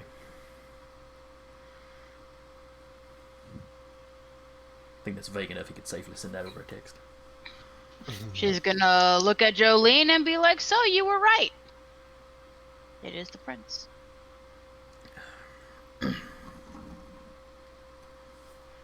Still ain't called him that. I'm not saying we're gonna call him that, but It sure sounds like it. but I'm just saying she was correct that yes, this is referencing the prince, but it is not a name used in a good way. It says people in charge. I mean, is it specifically the prince or just like people in charge, like maybe Primogen and stuff? Or Gangrel in charge. The way he said it was our family that are in charge. Our family are Gangrel, so Prince is a Gangrel. He is in charge. He is the Dog King. Meaning he knows.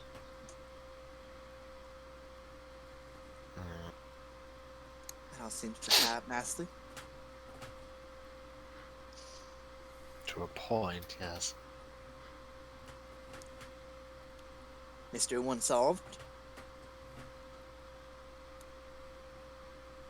About 70,000 to go. Now you got to pick out which one of you does the prince like the best, and send her to go talk to him.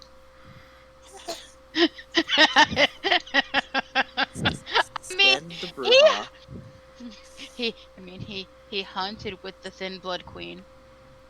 it didn't hunt with me. I was going to kill the fawn, and he was already killing the fawn and eating it. I'm just like, oh, this is awkward. I mean, if you want Gangrel to Gangrel, I could attempt to talk to him. If you want Gangrel to Gangrel. That'd be like a dog fight. Like, It's like the alpha and the other one. he might be fine with me. I could go talk to him. Right now, Samuel, you're not the best bet. No. Not at present. So it'll be either me or Jolene, because Jolene has probably had a little more hang around him than I have. Oh, I beg your pardon. It's not every day. I ain't trying to get myself killed. Then It's not I every guess day you go hunting with the I prince in the I know. forest. then I will talk to him tomorrow, or at least I will try to get a Audience? what is it called? Audience. Audience with the prince. if he is not busy. Oh, he's a prince. What could he possibly be doing? A lot of things. No, Hunting in the wildlife refuge. hunting in the forest again. On the other hand, if you do get a audience with him, it'll be a good guarantee that he's not in the refuge while Alexander sets up cameras. Right. But we were going to wait on that until we got more word on this whole Alejandro thing. Because Maeve is not going to go and, like, fuck up the coterie so badly, now knowing that Samuel has put a hit on Alejandro. You know, that's a fair way to put that. Oh, no. He didn't send the hitman after him. He just wants the hitman to keep tabs on him, that's all. Yeah. Mm-hmm. Then potentially kill him later. Well, you know, it's the prince's hitman, so, you know. That's his call in the moment. Yeah, Hitman's out. Samuel's the one with his head on the chopping block. Maeve isn't going to do that. She'll I wait. could accompany you if you would like to go see As the long prince. as you behave. I don't know what you mean by that. Maeve's just gonna roll her eyes and just look at Samuel. So, who do I need to talk to try to get an audience with the prince? That would be the seneschal.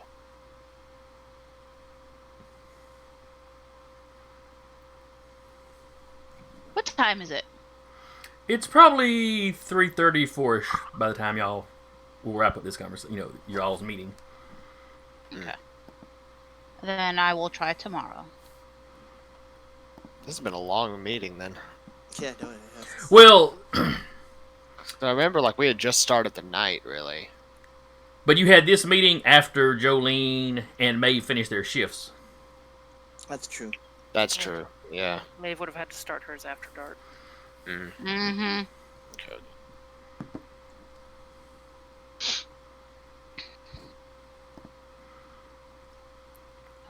So I guess this will wrap it up. This little gathering up, and I'll let you guys know how it goes when I try my audience. I'll be there with you. Mm-hmm. How'd it go? Only 3 levels of aggravated. I think he likes me. Oh, I only got hit with one fireball. The prince can shoot fireballs? I didn't know I was the prince. No, he's an advanced gangrel. Yeah. He's one of those city gangrel that gets insect features, so he's got the whole bombardier beetle thing that, you know, spits out the 2 chemicals and... Yeah, I'm waiting for that to happen. Maybe we'll start having more animalish features, if it ever happens. Yeah, but they're temporary in this version. Yeah. In the older versions, you were stuck with them.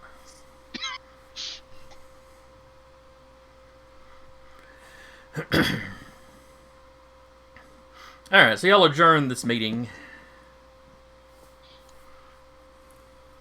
Everybody leaves. Jolene quickly comes back. Just face down on the futon.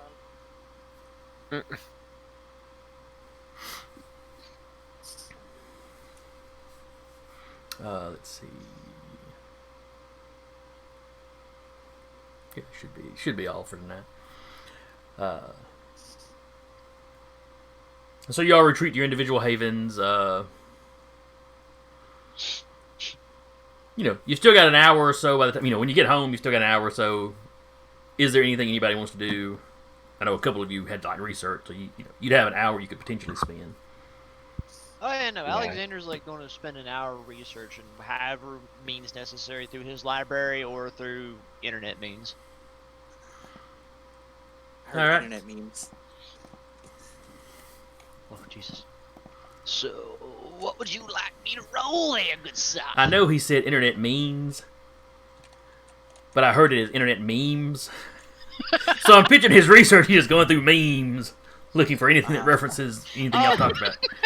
Oh yeah, no, just like he's got a program going in the background. It's just like pulling up memes that come up to reference, and he just snickers every so often, just like just keeps going. But yeah, since I upgraded my Haven, I made sure to bump his library up to 2 points. I don't recall exactly what good that does, but he has it. I think it's bonus dice when you're researching certain things. Okay, let's see. Definitely, I'd say intellect or intelligence. Let's see.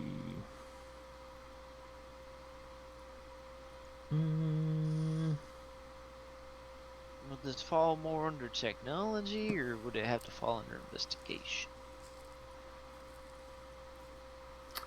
We'll let you do technology since you'll be using your computer some. Okay. But go ahead and throw in the 2 library dice. As you're referencing everything. You got the computer going, you got books open, you know. Oh, yeah, no, it's the whole 9 yards. Yeah. Computer's going. There's like 3 stacks of books.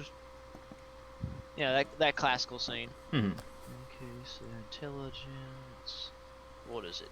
An extra 2 dice in the modifier. Not 20, Jesus Christ. No, I'd be suspicious if I saw you rolling a dice pool of 20. Just to pull a 20 dice, just yay! It's like, wait a second. It's like, As far as I know, Aberrant's the only White Wolf game where you could wind up with a dice pool. That'd be without going into elders or antediluvians. alright, let's see what happens. Yeet. Maybe. Wow, really? Really? You know what? Piss on that. I'm putting a willpower and I'm re-rolling those.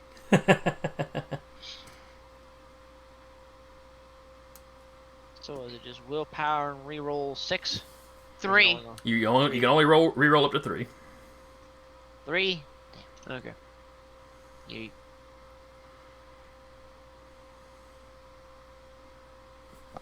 So that's 4 at least successes. Well, cool. All right, so you're researching some of the stuff that you have learned about tonight. You start researching the Unconquered Sun. You immediately pull up references to Rome, the Roman Empire. Okay. Later in its history, the cult of the Unconquered Sun became a fairly popular religion. It was, of course, a sun god that they adopted. At some point it became the official religion, and when Constantine created the Catholic Church, the Feast of the Unconquered Sun, which was on December 25th, was essentially adopted for Jesus. A lot of the iconography of the Unconquered Sun ended up being used in their art, in early art, because the Unconquered Sun was always, depicted with like a sun disk behind his head, kind of thing. Bearded figure, yada yada. It was a god from it was an Eastern religion. The actual name of the deity was Elagabal. It was originally, the Romans ran into it in the East. It was introduced to Rome proper with the Emperor Elagabalus. One of the worst emperors in Roman history. I was going to say, because that name does not pop up as a history buff. That does not pop up easily in the brain. I've been on a Roman kick, There. So, he introduced that, demanded the Romans worship, made all their temples to Elagabal, which lasted until, 5 minutes after he was dead, and everything changed back. But the religion persisted for a long time. Like I said, generation or two later, the popularity of it revived. But its roots come from the Middle East.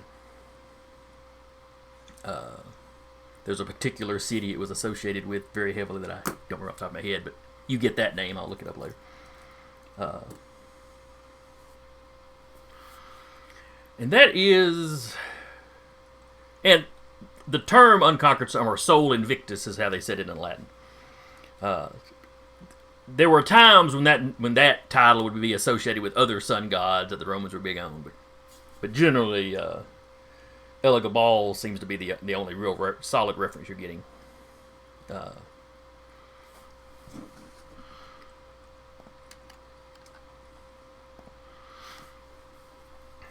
Let's see.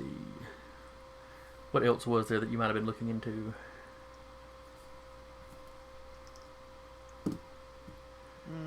Because that sounds like a lot of information, but that's truthfully easy to get off the Wikipedia article. Well, you know, anything Roman history is not that hard to.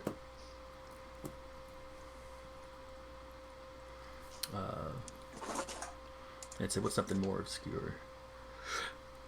You know where where Elagabal's main temple was. You had kind of a central object of worship that was said to be a sort of quasi tear-shaped rock. According to the legends, it had fallen from the sky, you know, way back in the earliest history of the city. Most historians assume it was a meteorite they found. And nobody's exactly sure what happened to the rock. Elagabalus took it to Rome with him, and then his successor sent it back to the city it was supposed to be in, and nobody knows where it's at today. Isis may have blown that temple up. I can't remember. Like just a few years back, because they were in control of that area for a while, and they had a habit of dynamiting anything that was any kind of ancient historical sites. Don't remember if they blew that one up, but I know they killed the archaeologist that was working on it. That's got nothing to do with us, though. So that's what you get on the Unconquered Sun. You don't really find any references to it in other cultures.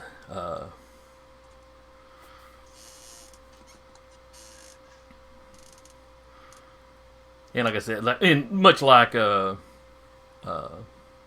Samuel, you don't come up with anything other than some that one Scandinavian story that involves anything called a Dog King. Well, that was me off the top of my head. I haven't actually done any research. Well, with his research, he doesn't find anything other than what you mentioned off the top of your head. Gotcha.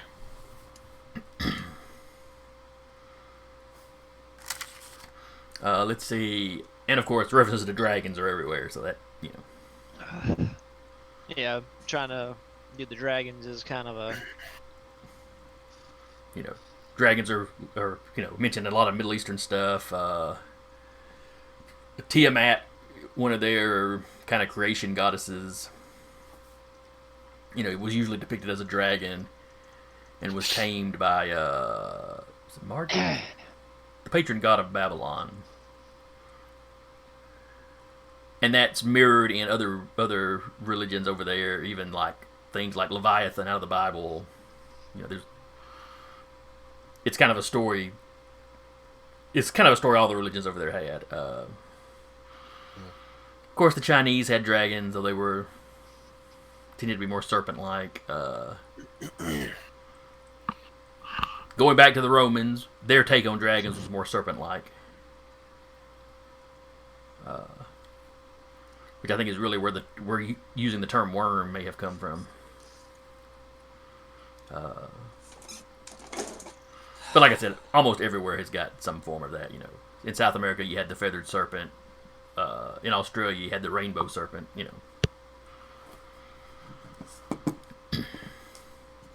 So that's a rabbit hole. You lose some time down, but nothing comes of it. Fair. Samuel, was there anything you wanted to look into? Yeah, I was going to see if you can find anything more about an unconquered sun. All right, you of course run across the same stuff Alexander did. And particularly who might potentially be hiding from them.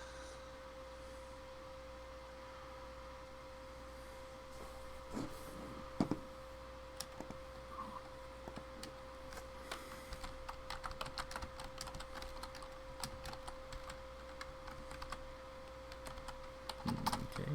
Okay, go on, blackjack. Huh? Let you post it in Discord. Oh. Oh, I hadn't been looking at the Discord. Mm-hmm.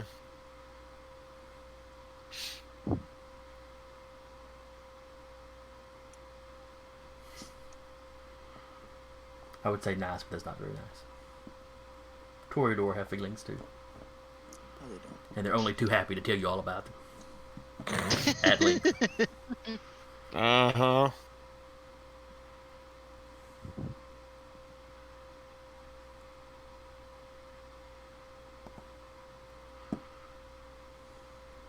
Let's see.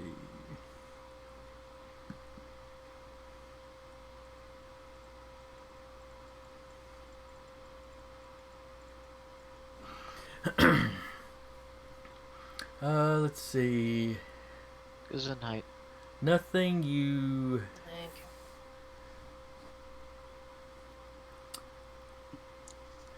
you. You do come up with the fact that Sol Invictus played a prominent role in the Mithric mysteries, and was occasionally equated with Mithras,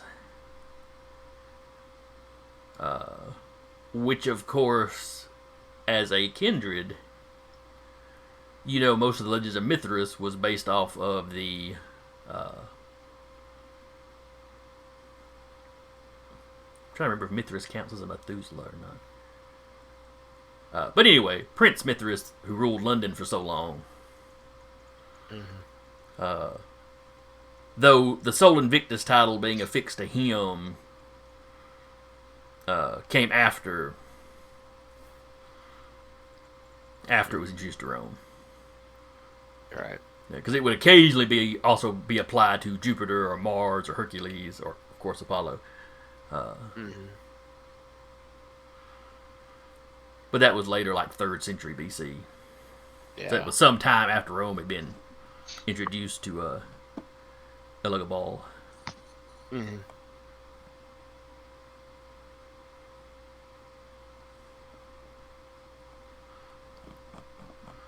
Anything else I got off of that research?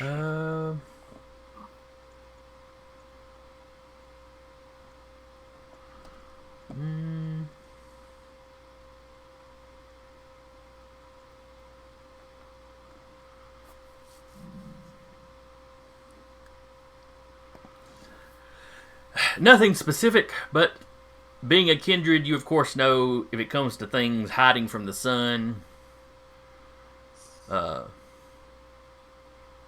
you know, any descendant of Cain could potentially be something that would hide from the sun. Yeah. And there's a few other creatures out in the world that don't care much for the sunlight. Mm.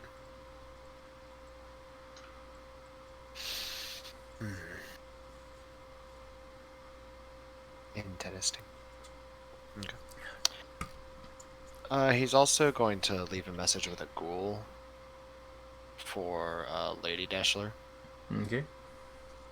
and ask for if she is free tomorrow night, if she'd be free to meet up about particular subjects of study that are of interest to the both of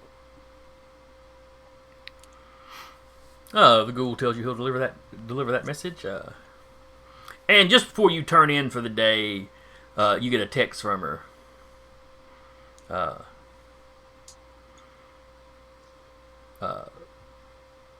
Basically, you know, oh doctor, it would be good to see you tomorrow. Why don't you come by at, you know, X time?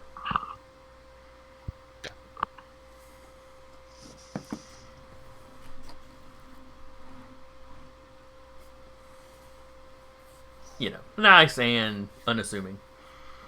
Mm. Maeve, are you going to try to swing by yeah, anywhere tonight, or are you going to do it first thing the following night?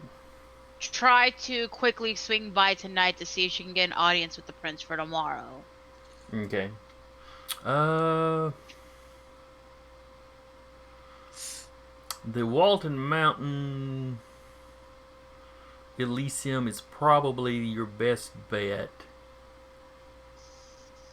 Unless you followed, if you followed Samuel up to the ledges, you could probably get past the gate.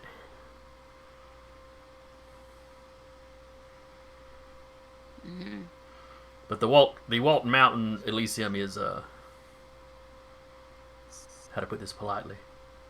It's more at the level that your social Standing. Yeah, standing would it's- have you go into. without dressing up proper. There's no rule saying you can't go to the ledges, but But she's But not that- gonna pull a blackjack. yeah, basically, it's, you know.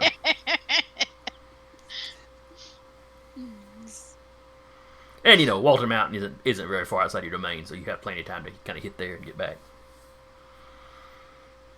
And pretty much all the permanent Elysiums have, you know, some of the Seneschal's staff will be there for relaying messages and stuff. Since many kindred are much more hesitant to use phones than some of y'all.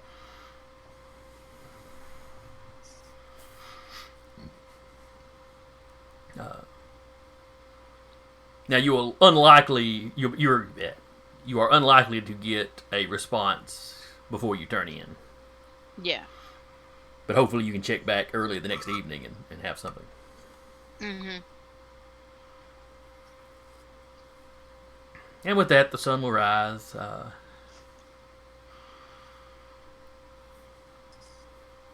All of you go to sleep except maybe Jolene. Quietly screaming into the darkness, slowly becoming light, and then dozes off. Alright, so the next night, you awaken. I'm good.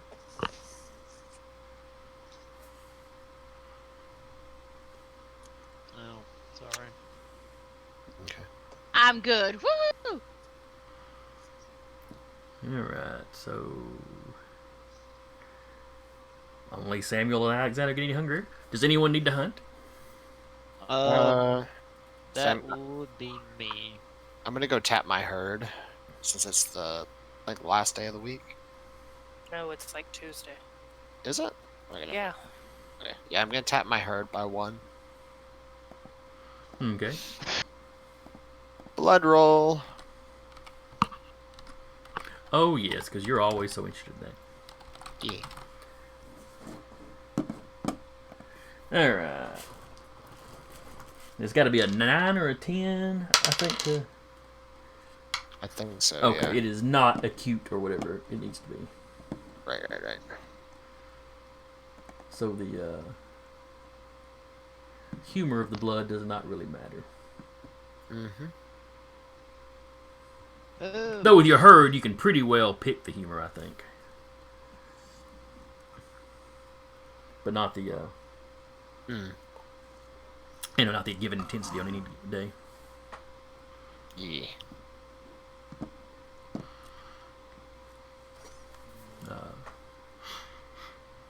But you're not as hungry, so. You swing by, do a little bit of paperwork at the hospital. Tap a nurse. And then go on with your day. Mm-hmm. Yeah. Bye. It's like, oh, good evening, gorgeous. You're doing wonderful out there, kid. Keep it up. Mm-hmm. Alexander does the same thing, but he says that to a rat. No, Alexander, Alexander, are you going to hunt or are you going to tap your herd?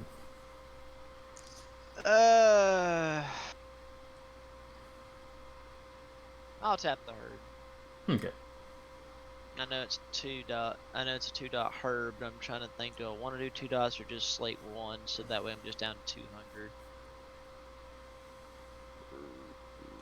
Yeah, I'll just do 1 point, go down to 200. Okay. Well, that's low enough that you're not going to have any issues. Alright then.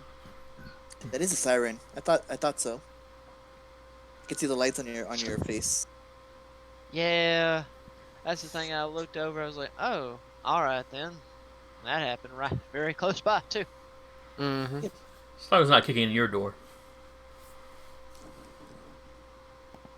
Hopefully not. Shit, they got me. Run. I swear our roommate And, said it was just hemp. Oh wow. Lordy be. But you know, he'll go down. He'll see his herd. Like, ah yes, you look like specially plucked tonight. Oh hello, gorgeous.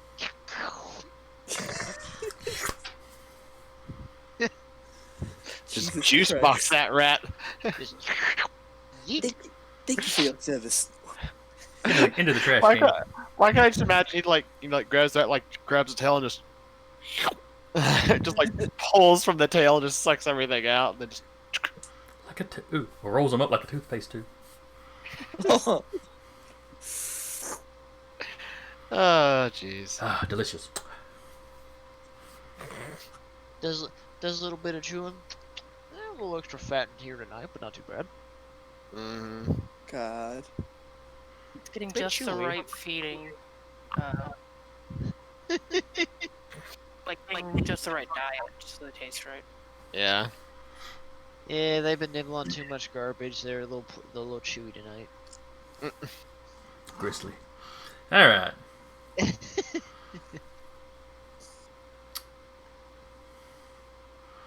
Maeve, if you check back with Waltons, you have a message from the Seneschal. Mhm. It has a invitation that will get you past the gatehouse up to the ledges, and it is a time for that the prince will meet you at. Well, it's a time that the prince will be at the Ledges Country Club, and that he can spare you a few minutes, at this time. Okay. It's busy, man.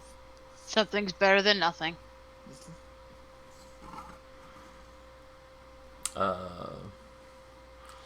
Let's see, Alexander, you already know you got your meeting set up.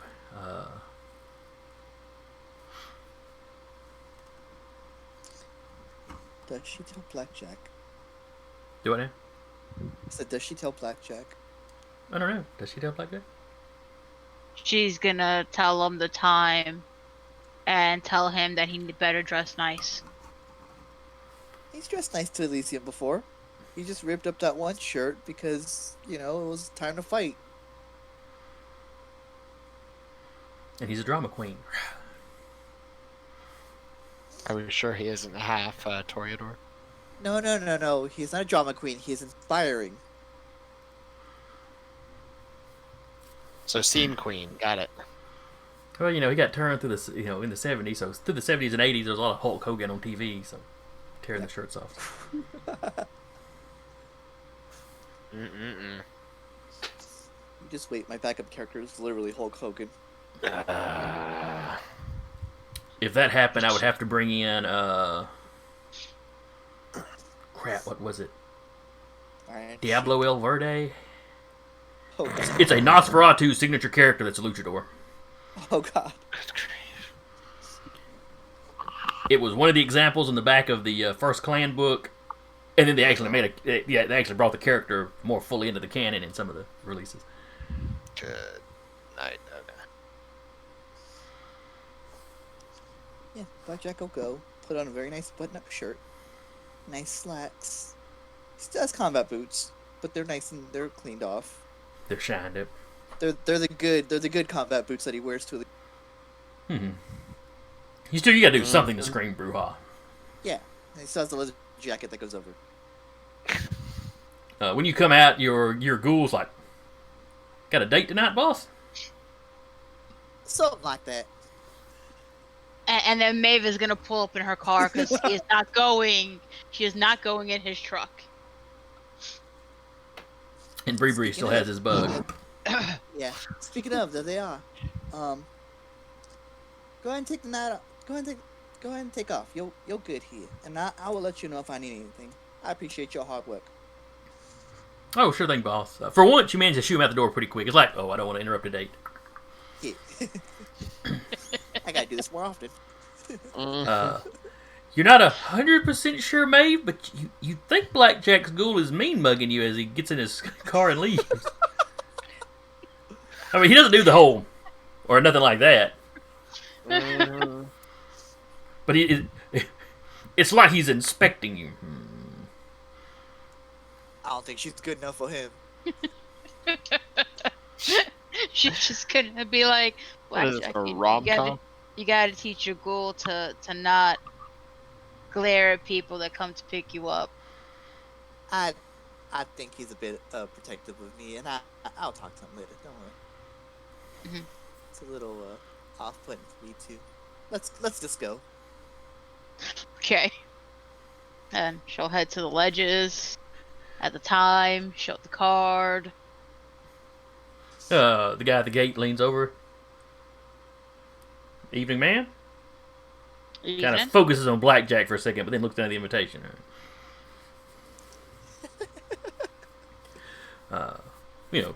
Gate goes up. Next time I show up with a top hat and a monocle. Don't push it. Fake We are mustache. not- Straight Monopoly guy. We're not dressing up in Samuel's type level of dressing, okay? But you Samuel's both not show up that presentable. tacky. Listen, Like- I can see Samuel wearing a monocle and a top hat to an Not a Elysium party. A monocle, maybe. Top hat, no. I could see it though. Your Also, top because hats you're were going- probably out of fashion by the time he came along. Yeah. I was like, he's British. It's probably a bowler cap. Also, because y'all are meeting the Dog King, I had to get into character. Jeez. Mm-mm. It's bowler hats for Samuel. All right. So y'all arrive at the Elysium in. While you get there a few minutes early, so you're having to wait.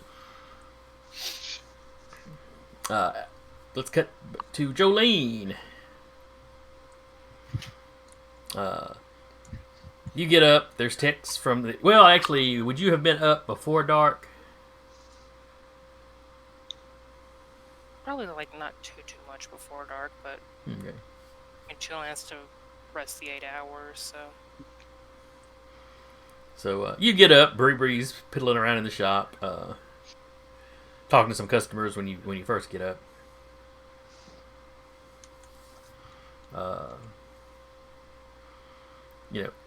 Unless you're being really sneaky, she's fully aware that you're sleeping at the shop. she's probably fully aware she's sleeping at the shop. She's probably caught her like on a weekend in her pajamas or something. I know you're one of the bosses, but please, not on the sales floor like that. But yeah, she knows better than to like walk around in her PJs. She's looks like she works there. She probably has one of the work shirts or something.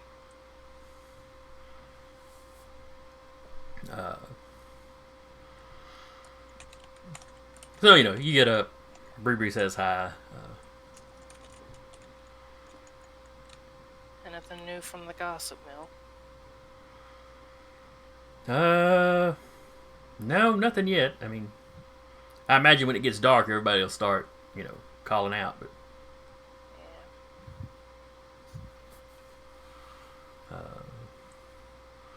she goes over, a couple pieces that that y'all sold. The place still isn't making a profit quite yet, but it's fairly new. And making a profit isn't really its purpose. Though it breaking even would be nice. Oh yeah. Maybe we should put like a coffee shop in here or something. That would involve needing more employees. Fair. I'm sure Alexander can set up like a web page or something if we wanted to try and sell some of this stuff online. She's like, we're still new, so they say it takes 2 years for any business to start making money, so.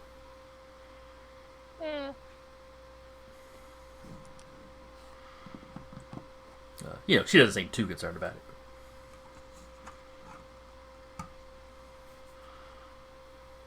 But she also knows Daddy Morebugs is fronting this place, so there's that.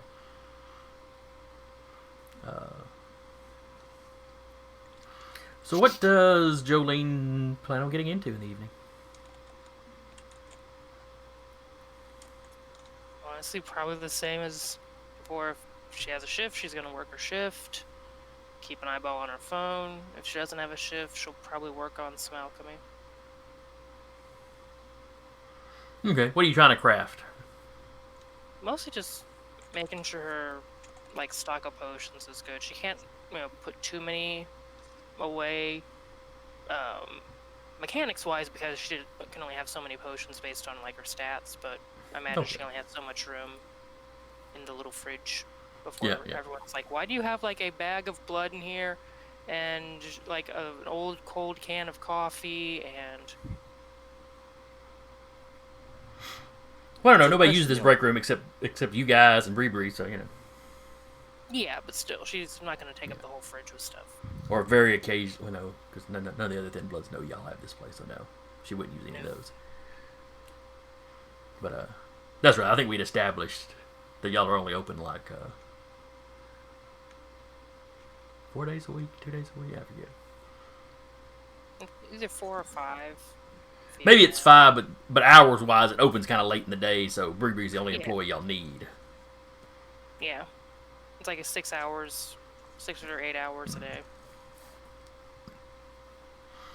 As it gets dark, you start getting the shout out messages. A couple of Thin Bloods are feuding over. Basically, they share a fridge, and it's like an office fight. You know, I put this in there, that was mine, but the other guy used it in his alchemy. And She's like, find or buy him a replacement. Solve this like the adults you are. well, like they're supposed to be. Tough love. Uh, Next time, put your name on it. Name and date. Just like a Walmart. Mm-hmm. Mm-hmm. Alexander has to save up and get your own mini fridge. make Alexander put cameras in the fridge. A Ring camera in the fridge. So you've just got, all this footage of doors opening and Thin Blood's going.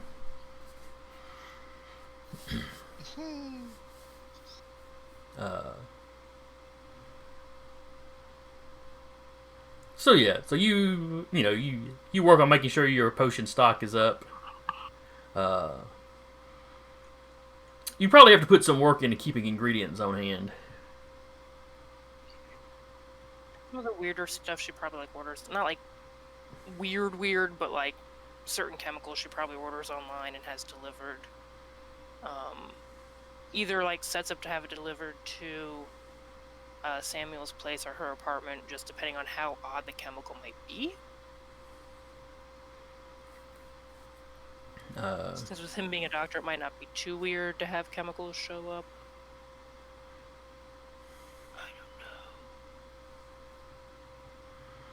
Other Why? stuff she can just kind of free range. Yeah. Yeah. When you need gasoline or kerosene or Yeah. transmission fluid, that sort of thing. Yeah.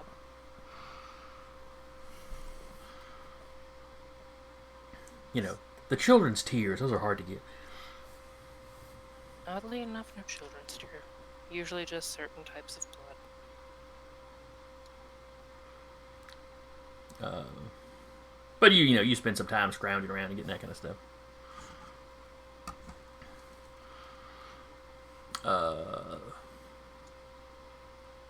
Alexander, Yes, sir.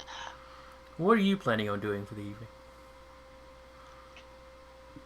That is a You've question. certainly got some stuff Grandmother Dorcas would be interested to hear about. Oh yeah, no. He plans on reporting, but before he does, he's going to spend just I'd say he'll start a little bit of his evening kind of doing a little bit more research. See if he comes up with anything more of, the Fallen Sun, the Doll King. And see if he can figure out if he's gotten any new information about Alejandro. So Checking the cameras, Alejandro returned early in the morning. Which, truthfully, while you're doing your research, it would probably ping that he'd come home, 5 or so. Or 4:30. Whatever it'd have to be, a good 30 minutes or so before sunrise. From that same direction he usually comes from. Oh, and one other thing to add to the research pile is that nuclear plant. Mm-hmm. Bellefonte. Or, excuse me, Bellefonte. See if he can dig up any information on Bellefonte. So, what do I need to roll for you, good sir? That will be a straight intelligence technology. No bonuses? No, not particularly. Okay. Yeet. Okay. Cool. Awesome. That's it. Yeses. But I say, I think that's several yeses. It's almost every dice you could possibly succeed on. Right? Just about, yeah. Alright, Bellefonte Nuclear Generation Station is an unfinished nuclear power plant in Hollywood, Alabama. He's just reading up the wiki. Basically. Holy crap. That sucker cost a lot to build, and they never actually used it for anything. I'm sure the amount was stupid. $6 billion for units 1 and 2. And they never used that thing Status at all. suspended for 32 years and 8 months. Wow. Wow. 32 years they threw $6 billion at it and didn't do a damn thing. Oh. Well, public God, opinion turned against nuclear so bad that they were, they were basically never allowed to get it up and going.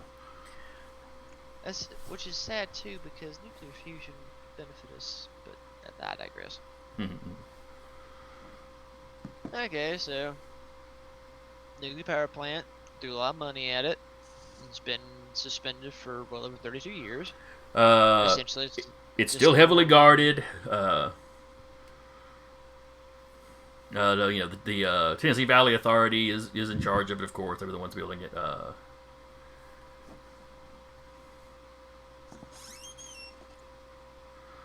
Oh, what is this? Something about a... Oh, well, that's not until next month, y'all's time.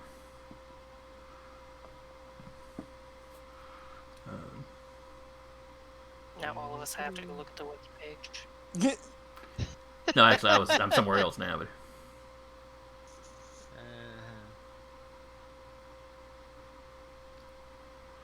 but... There is currently, y'all's time, a little legal dispute going on where TVA had agreed to sell it to another company.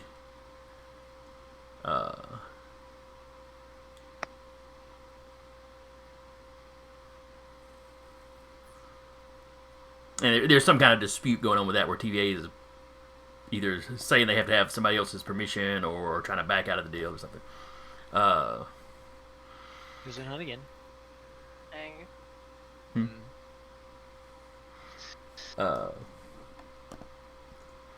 Other than that, not a whole lot of news stories about it. Not a whole lot seems to go on there.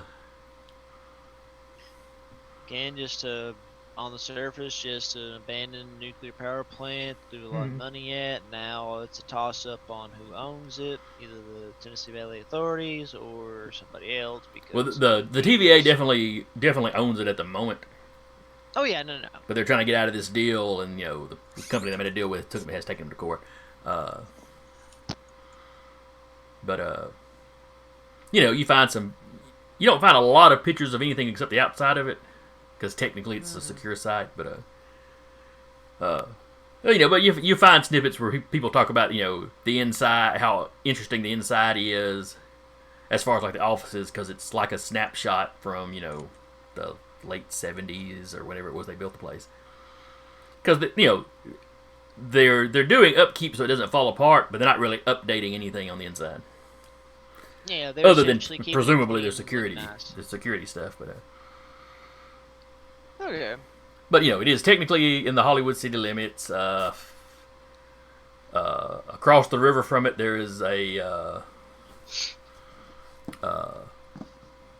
Boy Scout camp of all things. That bodes well? Question mark.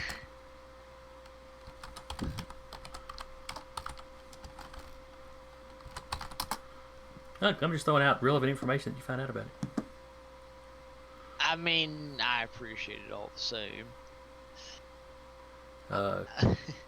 Okay, Camp Jackson. The character is probably going to be scratching his head like, well, this is rad. Who would put a camp across from a nuclear plant? Oh yeah, no, that's all. That's both the player and the character. Like, why would you do that? But I'm okay, not sure. The camp may have been there first. Probably. I went to the camp for 2 years, but I don't remember which was there first. Fair enough. But no new data or any new information on quote unquote the Dog King or the No. Forgotten Son.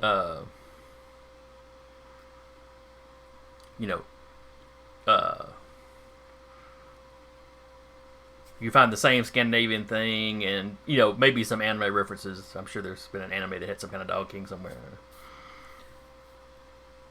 Probably. Inuyasha or something. I I don't know. guess. You do find, I'll call it fan art that people have done of, dogs as kings. I mean, fair. Which gets you down this whole rabbit hole of, what's a furry? Oh. Oh no.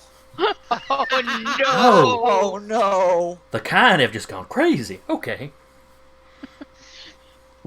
Alexander goes down this rabbit hole of furries, just like, all right. Well, that was disturbing, but what does yiff mean? Oh no. Safe search! Good night, everybody. No,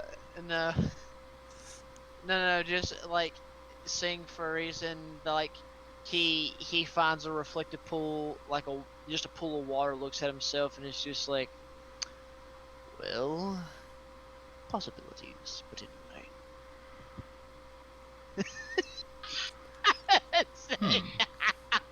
If I made a costume, Adults. there's a Huntsville area fur meat. But he's Be already one way to hunt. rat. But he's already rat looking. But not So, furry. I mean- You're not a furry rat though. You're like a shaved rat, and that's just weird. Thing's called naked mole rats. It's fine. You're like one of those. You're like Okay, one of those really Rufus. ugly. You're like one of those really ugly Egyptian cats that are just completely naked. Just no matter what you do, it's just like you can't make yourself look good. You're fucked. Nice try though. All right. Sorry, a little side tangent. Anyway, we got about 15 minutes. May have to save Samuel's meeting for next week. Well, would y'all rather do Samuel's meeting right now or Maeve and Blackjack? And then we'll start up with the other one next week. Doesn't matter to me. Either one works. Don't put that evil on me immediately. Go on. You know what? You We can toss a we coin start- there, boss. Or we- better yet, take a dice and roll and let them pick a number. Yeah. We started with Samuel. We can end with Samuel. I mean, fair. All right. I'm but good either before you way. do that, All right. We'll just go with Samuel. I'll say this. Mm. Alexander will send a note or send a message. Jason, it'll be at your discretion. Mhm. Either via email or via Ghoul that Alexander has picked up Grandma some treats if she would like to partake. And again, that can be via text, email, or Google, however you wish to do that one. Worded like that, should be fine over text. You get a text back from your grandma. It's That's so nice of you. She would love to see you. Come right over. He'll message back, be there as soon as I can. But we'll save that for next time. Yeah. We'll let you go ahead and do Samuel's. All right.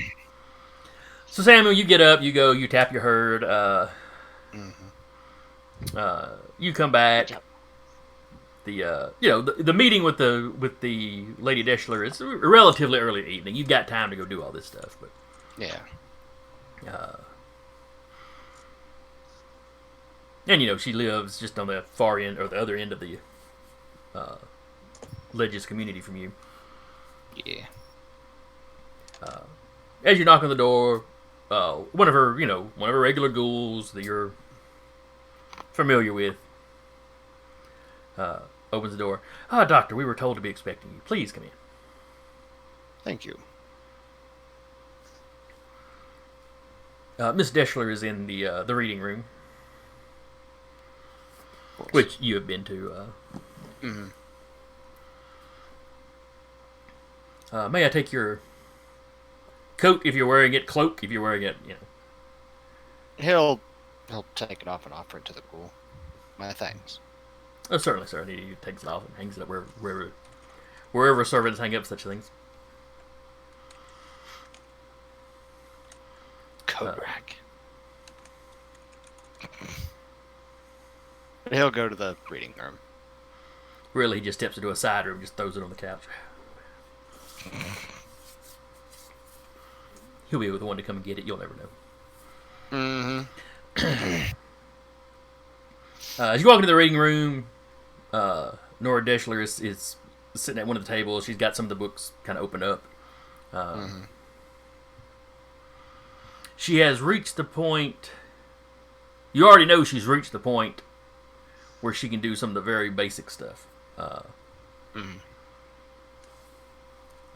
And you were just teaching her the basic path of blood. Yeah. Let's walk her through the path of blood, or the taste of blood, power.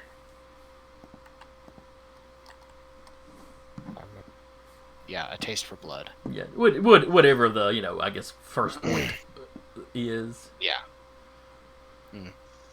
She's pretty well got the hang of that. And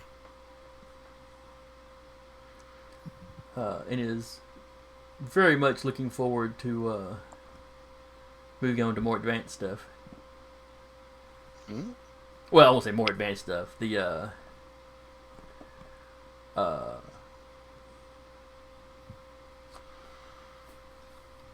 She's interested in learning how to make her vitae corrosive.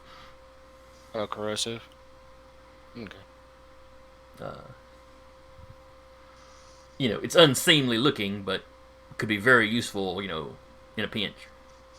Well, it certainly could. She's also been studying over some rituals, but she's not particularly close to mastering any of those. He will say that, well, Lady Deschler, there is one ritual that I think you're close to learning. Oh, what is that? Well, you've already shown your ability with tasting the blood and finding information from it. Now all you need to do is deepen that connection. And what would that allow me to do? You will learn more information. Information that is usually hidden.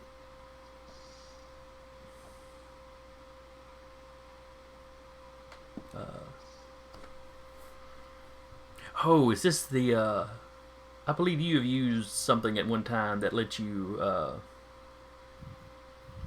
use it on that caitiff that was poaching. Yes. It like identifies their sires or some such. Oh, yes, that'd be very useful. It also, if your concentration is strong enough, you will be able to determine if they are bloodbound and to whom.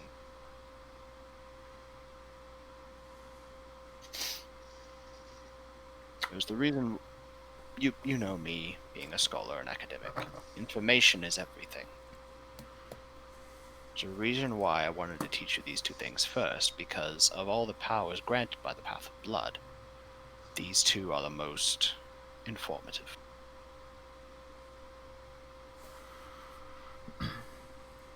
Furthermore, understanding the nature of blood in this way will more easily open the mind to the other paths you can take with thaumaturgy. She's like, well, I certainly want to add as much to my arsenal as possible. I'm so glad that you were finally allowed to begin tutoring me. Yes. And you have proven to be a fine student. Ah, well, thank you, Doctor.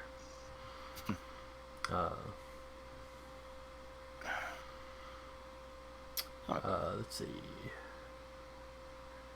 It makes me wonder what things will be like should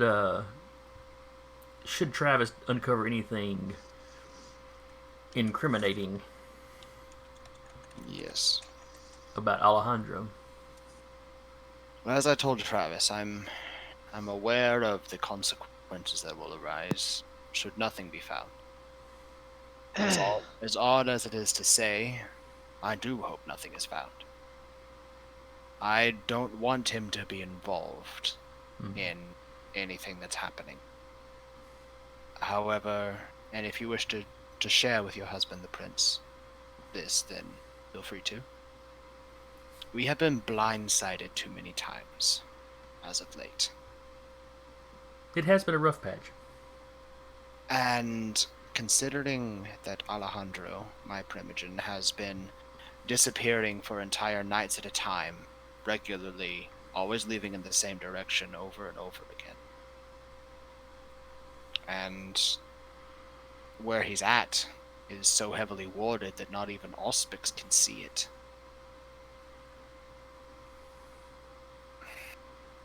I am taking precautions. Understandable. Should something come of it, I would prefer to know ahead of time before it blindsides us again. Well, the consequence, if my husband mentioned consequences to you, he is more than likely simply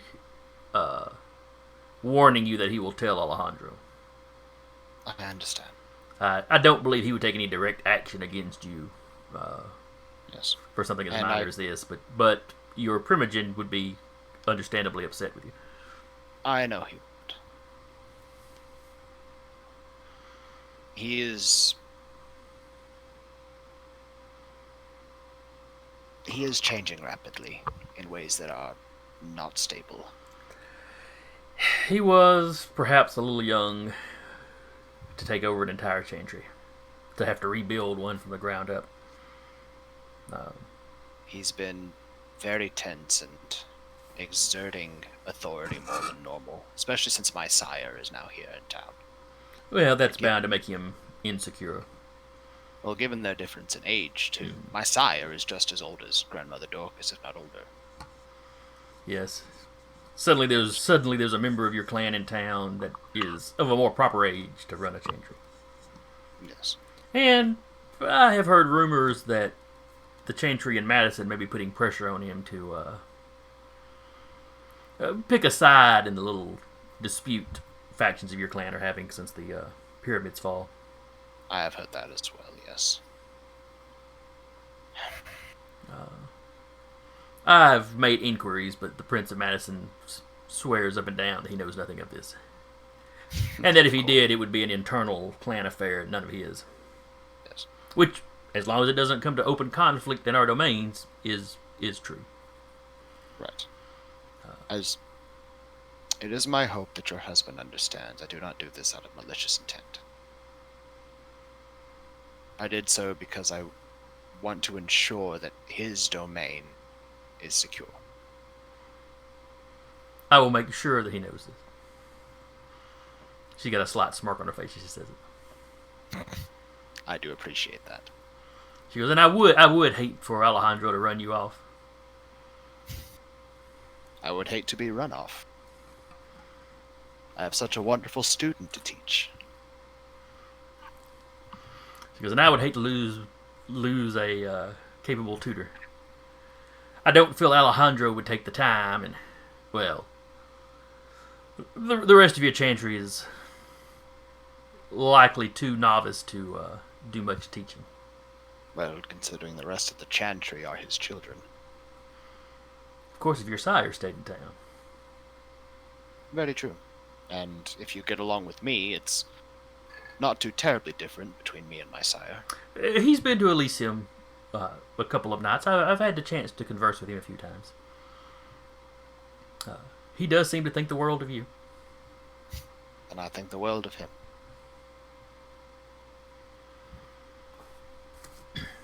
But you wish to learn how to make your Vitae corrosive, yes? It would be useful to have. It's that would not. She's not stumbling over words. I am. Physical conflict is something I try to avoid, but given the violence in our world, having that sort of easily concealed weapon in your arsenal would be very useful. Yes. That is why I've learned some of the paths I've learned as well. I've heard. Down the road, that might be something I was interested in as well, but baby steps. That is something incredibly complex.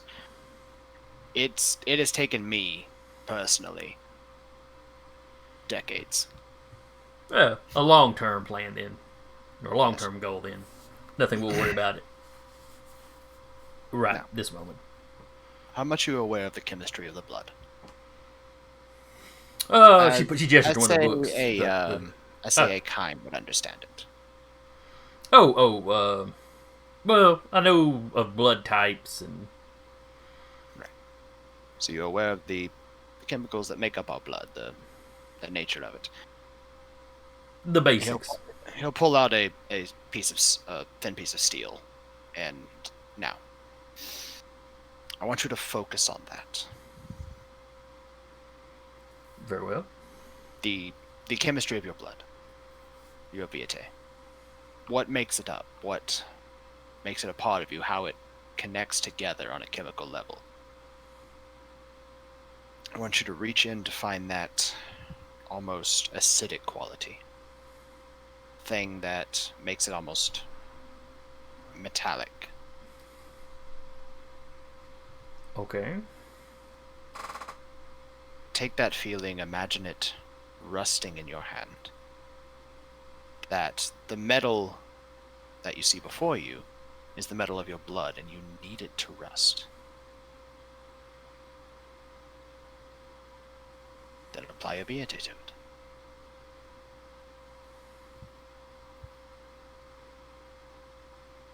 You see your face kind of scrunching up a little bit. I had you learn the taste for blood first, because all that information you've learned in the blood, it's things your mind will start to intrinsically understand the further you go. You might need to think about a little about it now to pull that feeling forward, but the further you walk the path, the more instinctive it becomes, where it's just... And then he'll just bite his thumb and swipe it along the metal as it rusts right where his thumb is. It'll become as instinctive as thought. She kind of reaches down and kind of rubs her finger across the rust. Her finger might start to burn a little bit. Because it is acidic. Yeah, but it wasn't a direct attack, it's not much, so yeah. Just a little... Yeah. And she kind of like pulls up and is looking at it while it's... Take what time you need. If you need any more instruction, I will be free to give it, but this is how I learned. And she, y'all's conversation will go another 15 or 30 minutes while she brings up some of the books and some stuff she has been reading and, more theoretical, kind of stuff. Yeah.